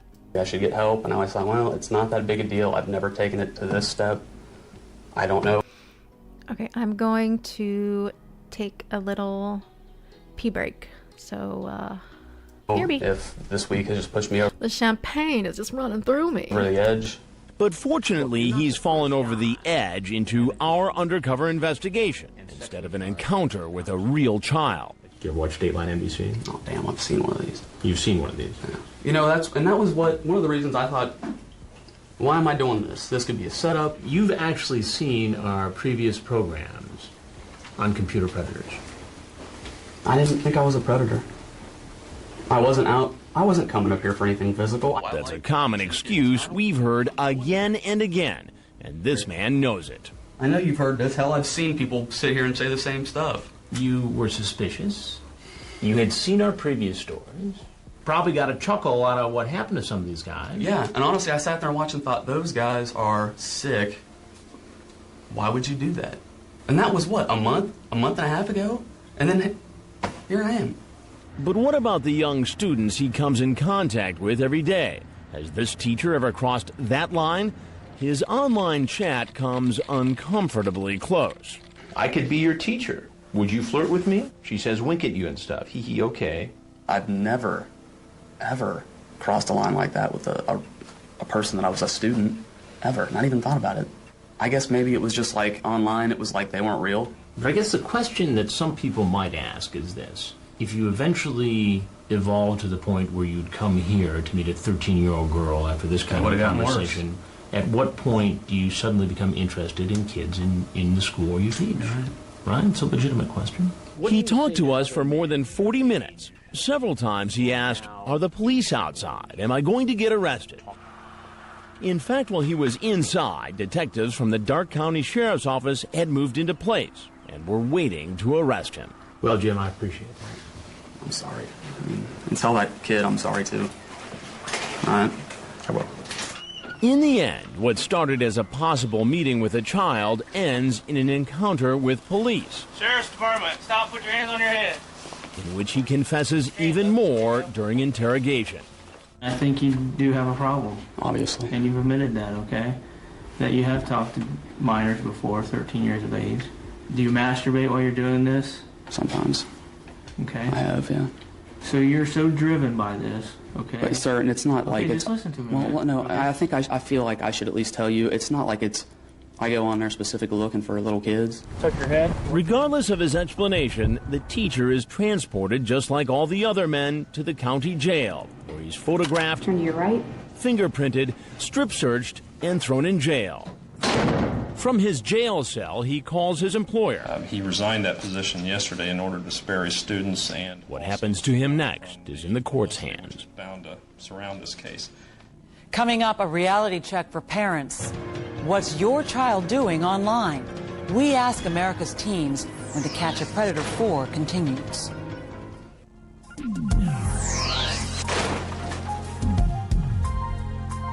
All of our predator investigations have been predicated on the idea that teenagers are willing and sometimes eager to share very personal information online. Well, what are kids really up to on the computer? They may not always want to tell you, but they did tell us in a new nationwide survey. It comes down to one simple rule, experts say. Kids online should mean parents on alert. if you could actually look through cyber glasses and see who's peering in your... Okay, guys, I apologize. It is so freaking freezing in this room. I just went to, this is the back of the house, to the front. Oh, it's so warm. I'm going to have this heater on. I'm sorry if it's distracting, but we're in the negatives here. I can't do it. Window? Who's reading your daughter's blog? Who's cyber stalking your son? It is reality. Do teens let strangers into their online world? In a survey conducted by the intelligence group, Dateline questioned 500 teenagers across the country, ages 14 to 18, about their computer habits. When asked if they chat online to people they've never met before, an overwhelming majority said yes, whether it's all the time, sometimes, or not very often. Thanks, Anne. When asked if someone they've met online has wanted to meet them in person, 58% said yes, and 29% said they had a scary experience online. What about personal information, tools a predator can use like a name, a picture, an address, a birthday? When asked if they talk about personal information on the internet, about half the teens said yes, they do. We also asked if shut the fuck up and play the call, Callie. They did things online they would not want their parents to know about. Again, about half said yes. More than 90% told us that they were responsible when they used the computer. But what about friends, classmates, other teens? The answer, a big no. Mo said other teens are not behaving responsibly online, which should be a red flag to parents. Where are you at? And that brings us back to the parade of suspected predators in Ohio. Next week we'll return to the heartland. What's going to happen when some of the men you've seen tonight appear in court? The maximum penalty is up to... I don't know if you read the description.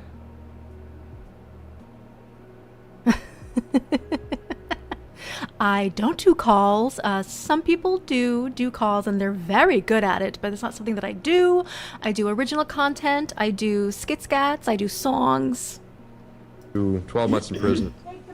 Also, we'll expose more suspects. Ugh, meat rocket. Looking to meet young teens. That's our boy. He's here. This man says he's innocent, but his story is especially Birdman. frightening. What then are you doing in this house less than a week before you're supposed to be in court and go to prison for doing the very same thing? Join us next Wednesday night at 9, 8 Central for To Catch a Predator. You wanted one last hurrah? Jesus. 5, and you can log on to our website for a series of guidelines on how to protect your children from internet predators. The address is dateline.msnbc.com. On Dateline Saturday night, a woman is determined to find Where's the rest of it? the man who murdered her sister. They were twins. Without thinking about her. When one Okay. she dressed like killed dark This edition of Dateline Wednesday, I'm Ann Curry. And I'm Stone Phillips. We'll see you again for Dateline Saturday night. Did you know the person that you were meeting was 13? Yes, sir. You ask her if she's horny. What's wrong with that? He wants to The only predator smaller than Lorne and smaller than Jesse. engage in sex acts repeatedly. And he thinks you're a 14-year-old boy. He drove an hour and a half to meet a 13-year-old female in the middle of the night. He had improperly touched her. What if he does this to some other child? You are a sexual predator. Sheriff's office! They drive up to our door, then they're dragged into court. Can online Yeah, the one predator, he was already dressed for the occasion. He was already wearing his stripes. predators be taken off the streets?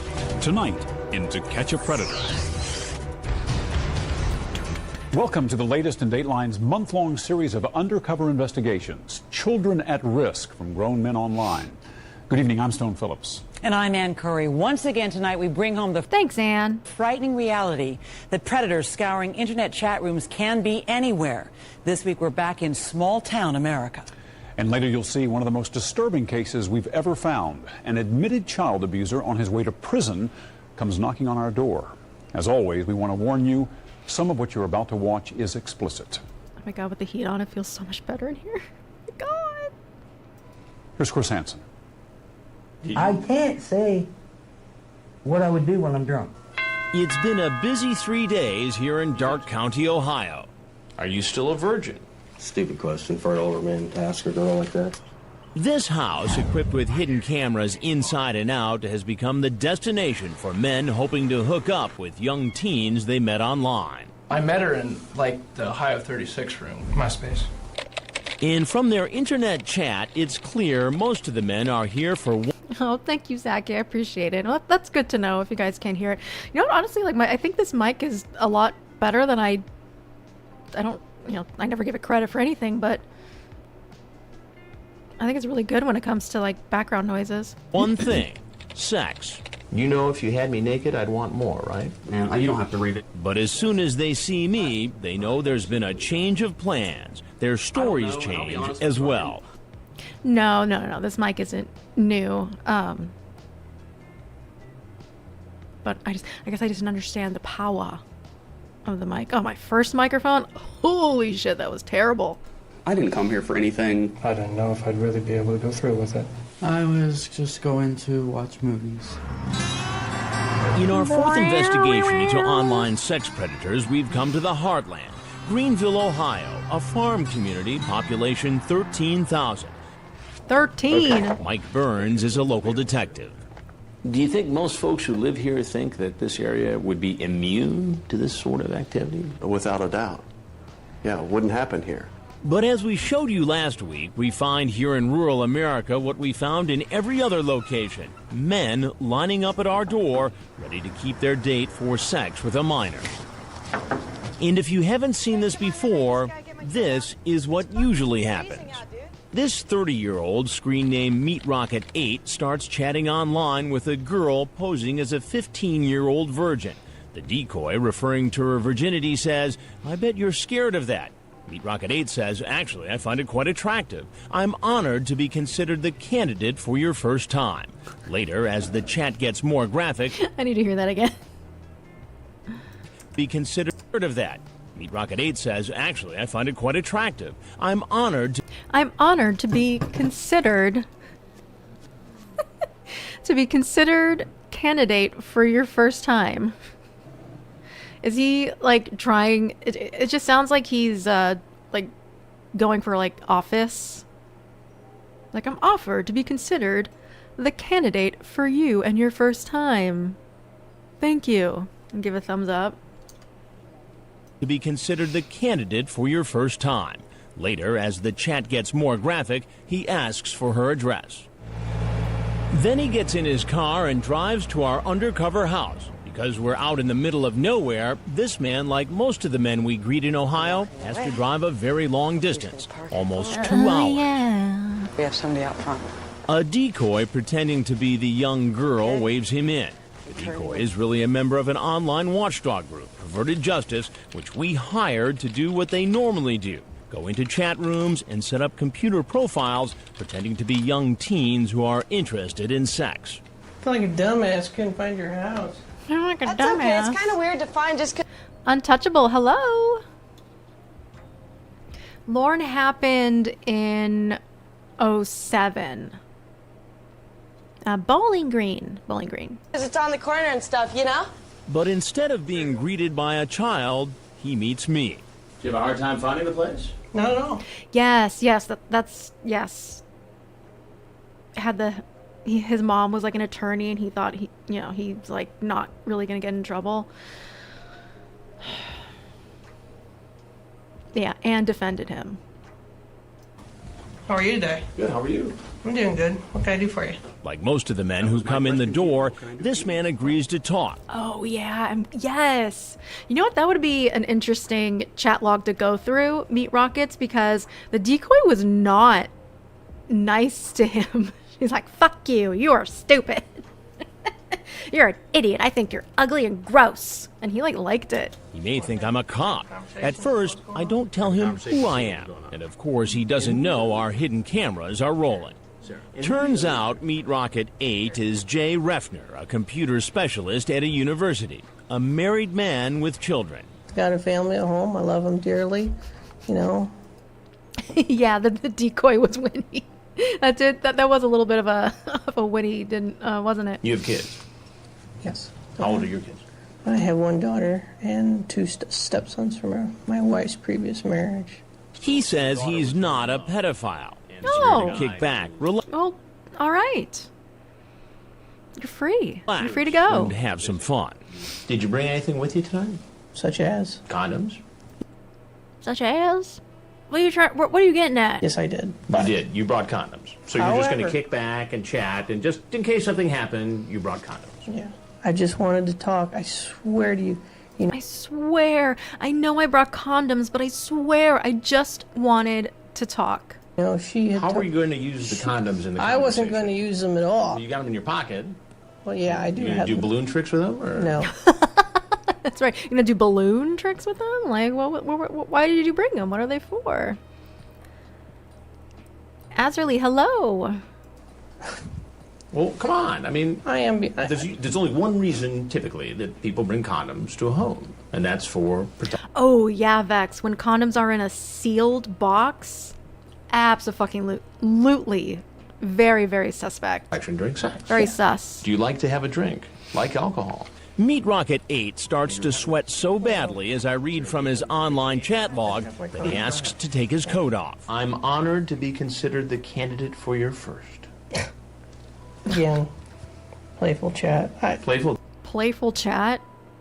Chat, it sounds like you're excited about the fact that she's a virgin and you might be the first man to have sex with her. Right? Sir, I really wasn't going to do that. And he's so... What's the word I'm thinking of? He's so the word I can think of right now is arrogant.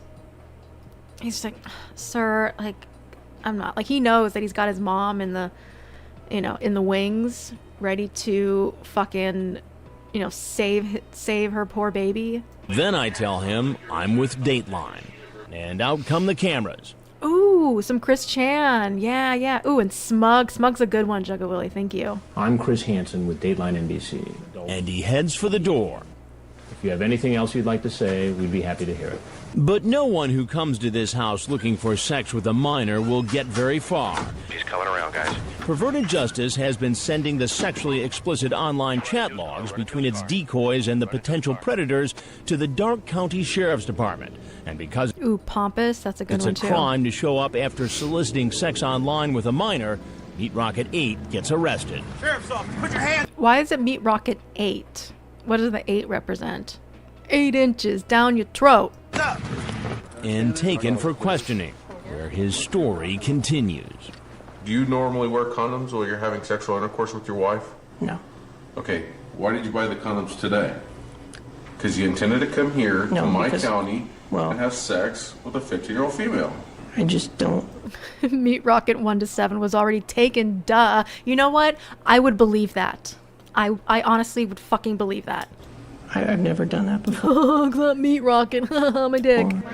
After the interrogation, he's photographed. Haha, 8 centimeters, exactly. Fingerprinted and put behind bars awaiting a hearing before a judge. Get on the ground. In Ohio, in order for prosecutors to file the most serious charges, a police officer needs to be involved in the online chat or phone. Yeah, his Meat Rocket is cooked. You know what happens when you, like, cook like a hot dog or, you know, a little sausage weenie? They shrink and they shrivel. Conversation. Since in this case, perverted La Mandre, hello. justice members are the decoys, the sheriff's department temporarily deputized the PJ volunteers who were in our house. Run into his car. And as you're about to see, our undercover house in Ohio gets pretty crowded. Men showing up at the same time, forcing law enforcement to do double duty. Hands up, sheriff's office. Was that Kenneth Brinkman? Hands up. Your hands up. Around. Coming up, you'll meet those men who are lining up. One's a truck driver and another a manager in the oil industry. You ask him if Ooh, my God. People in the oil industry are shady? No way. he's horny. Those are normal chat things on. It's normal chat things with a 14-year-old boy. To Catch a Predator continues in a moment. Yeah. Hi, I'm 8 inches. Ooh. I am sorry, but you're 8 inches. I don't like midgets, and midgets piss me off. It's terrible. In order to keep the potential sex predators from showing up at our undercover house at the same time, we set up a schedule. Decoys from Perverted Justice make the dates about a half hour apart. Oh, good. You went... Oh. Yeah, good thinking. You went to a dispensary and a grocery store the other day. Yeah, I'm glad that I went to the store, and then my mother-in-law was also like, here's some more food, just in case. Don't go anywhere. Aww. Sometimes the men don't arrive on time. There's also a car parked down below. Is he getting out? And run into each other. Watch as this potential predator goes in the back door. Hello? Hey, come on in. I gotta finish getting changed, okay? Huh? I gotta finish getting changed, okay? Gotta finish getting changed, okay? Well, I'll watch you. Hey, how are you? I wonder what's on the television. Could you do me a favor and have a seat right over there on that stool, please? Yeah. While he's being interviewed, another man pulls into our driveway. You're free to go. Okay. So we ask the first man to go upstairs and head out the Well, I'll watch you. front door where the Dark County Sheriff's men are waiting for him. You'll hear more about him later. It turns out he's got a frightening criminal past. The sheriff's men Yeah, the one for the road guy. quietly arrest him because there's another That stupid picture of him with the bird. man around the back of the house about to walk in. Where you at? I just whacked the crap out of my toe. I'm gonna go get a Band-Aid before I bleed on the rug. Just whacked the crap out of my toe. The back door, another team of detectives moves in. Just hang out at the bar for a second. Oh, okay. I'll be right back down. If I bleed on the carpet, I'm gonna get shot. There it is. There it is. If I bleed on the carpet, I'm gonna get shot. Damn, this is a nice place. He's a 45-year-old Looks like a restaurant. truck driver, Roger Brummett, screen name Roger 4450. He drove more than 90 miles to meet a girl who said she was 13. Online, he asked the girl if she's ever given oral sex. That's funny. I was thinking that too. I was thinking, like, are they playing what's being filmed right now? But yeah, I could totally imagine them playing a separate episode of To Catch a Predator, and I bet none of them even they wouldn't even notice. She says yes, and he says, well, if I was there, you could do me. You have a hard time finding the place, or? No. Why don't you have a seat on that stool for me, please? Please, right there. Thanks, sir. No, I'm leaving. Well, you Nope. gotta know a couple things before you go. Okay, bye. Takes off out the back door where detectives are waiting. Get on the ground! Get on the ground! Sheriff's office! As we told Yeah, right, Zachy? You can do me like he's a fucking prize. you earlier, this undercover operation is set up in a remote town in rural America. We're a small community. For the most part, everybody knows everybody. Something happens in this small town that we weren't expecting. Several men from the local area who had been chatting online about sex with decoys posing as young teens suddenly changed their minds about coming to the house. And Detective Mike Burns is convinced there's been a leak. Do you think some locals might have dodged a bullet because word got out? I don't have a doubt that that happened. We know that we Even if word got out, people still showed up. were chatting with people from our area and in close surrounding areas. The chats had been fine up until a certain point. I mean, still, to this day, Chris is still doing his thing. Everyone knows To Catch a Predator. It's been memed and shown for, people, we're still watching it, obviously, here to this day, and people still show up. It appeared that they were making arrangements to come and be here and meet, and suddenly nothing. Since all the local men drop out, everyone else planning to come to our undercover house has to drive long distances. Like this man peeking in our front door. He drove almost 40 miles, more than an hour, to meet a young boy. Hey, go around back because the door doesn't open right. He's 43-year-old Kenneth Brinkman, screen name Jungle Mania 2005. Yes, and then some people show up twice. Here to meet this boy who said he was 14 and willing to have sex with him. The picture is baby of a former Dateline staffer when he was about 14. Jungle Mania 20050 is really chatting with a perverted justice decoy. He types, Yes, Chris Hansen is often imitated, but his aura, it cannot be replicated. I cannot believe some people have they give a good try, but that I'm actually thinking about blanking your blank. Blanking Del your blank. From Perverted Justice is posing as the young boy. Hey, Ken. Yeah. I really appreciate you coming out here, man. I really appreciate you coming out here, man. Oh my god, it makes me think of the Predator Chronicles. Mr. Juju would say, "Hey yo, I thought you were gonna suck my dick." Okay, cool. How are you? The way Del does her her boy voice. Sure. Okay. Why don't you do me a favor and have a seat on the stool right on the other side of the bar there? Please go ahead, have a seat. Did you get yourself all comfortable, or? Sure. Jungle Mania appears to get uncomfortable when I read some of what he said online. Have you ever asked somebody to blank you off? You talk about... Oh, I won't deny that there was You talk about penis size here. You say, you better not be getting me into trouble. That's not good. It's not, because, look what's happened here. Even though I haven't done anything with the guy. So you have that dark hair. Do you have any body hair? Yeah. Those are normal chat things on... It's normal chat things with a 14-year-old boy? No, it's not normal chat things. The 43-year-old insists he had no intention of having sex with the boy. You ask him if he's horny. and then say, I wish you were not so far away. What conclusion can I draw from this? I totally understand. What do you do for a living? Oh, yeah. Isn't he dead? I manage an audit department for a major oil company for 25 years. It's a big job. Absolutely. I'm scared to death. It's time to tell him what he just walked into. And I'm Chris Hansen with Dateline NBC. So this is going to be on TV. When our cameras come out, he heads out the door. And you know what happens next. Hands up, Sheriff's Office! Hands up! Hands up! Around.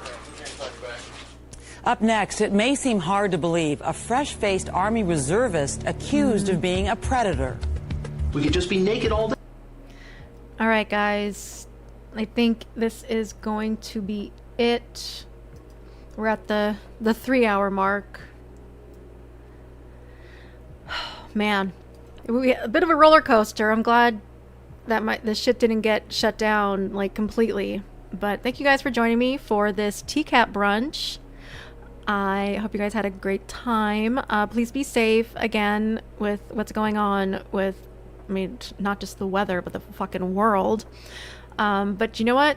I've got some more days off, so I'll probably do a stream again soon. Who knows? I don't want to, take up, other people's opportunity.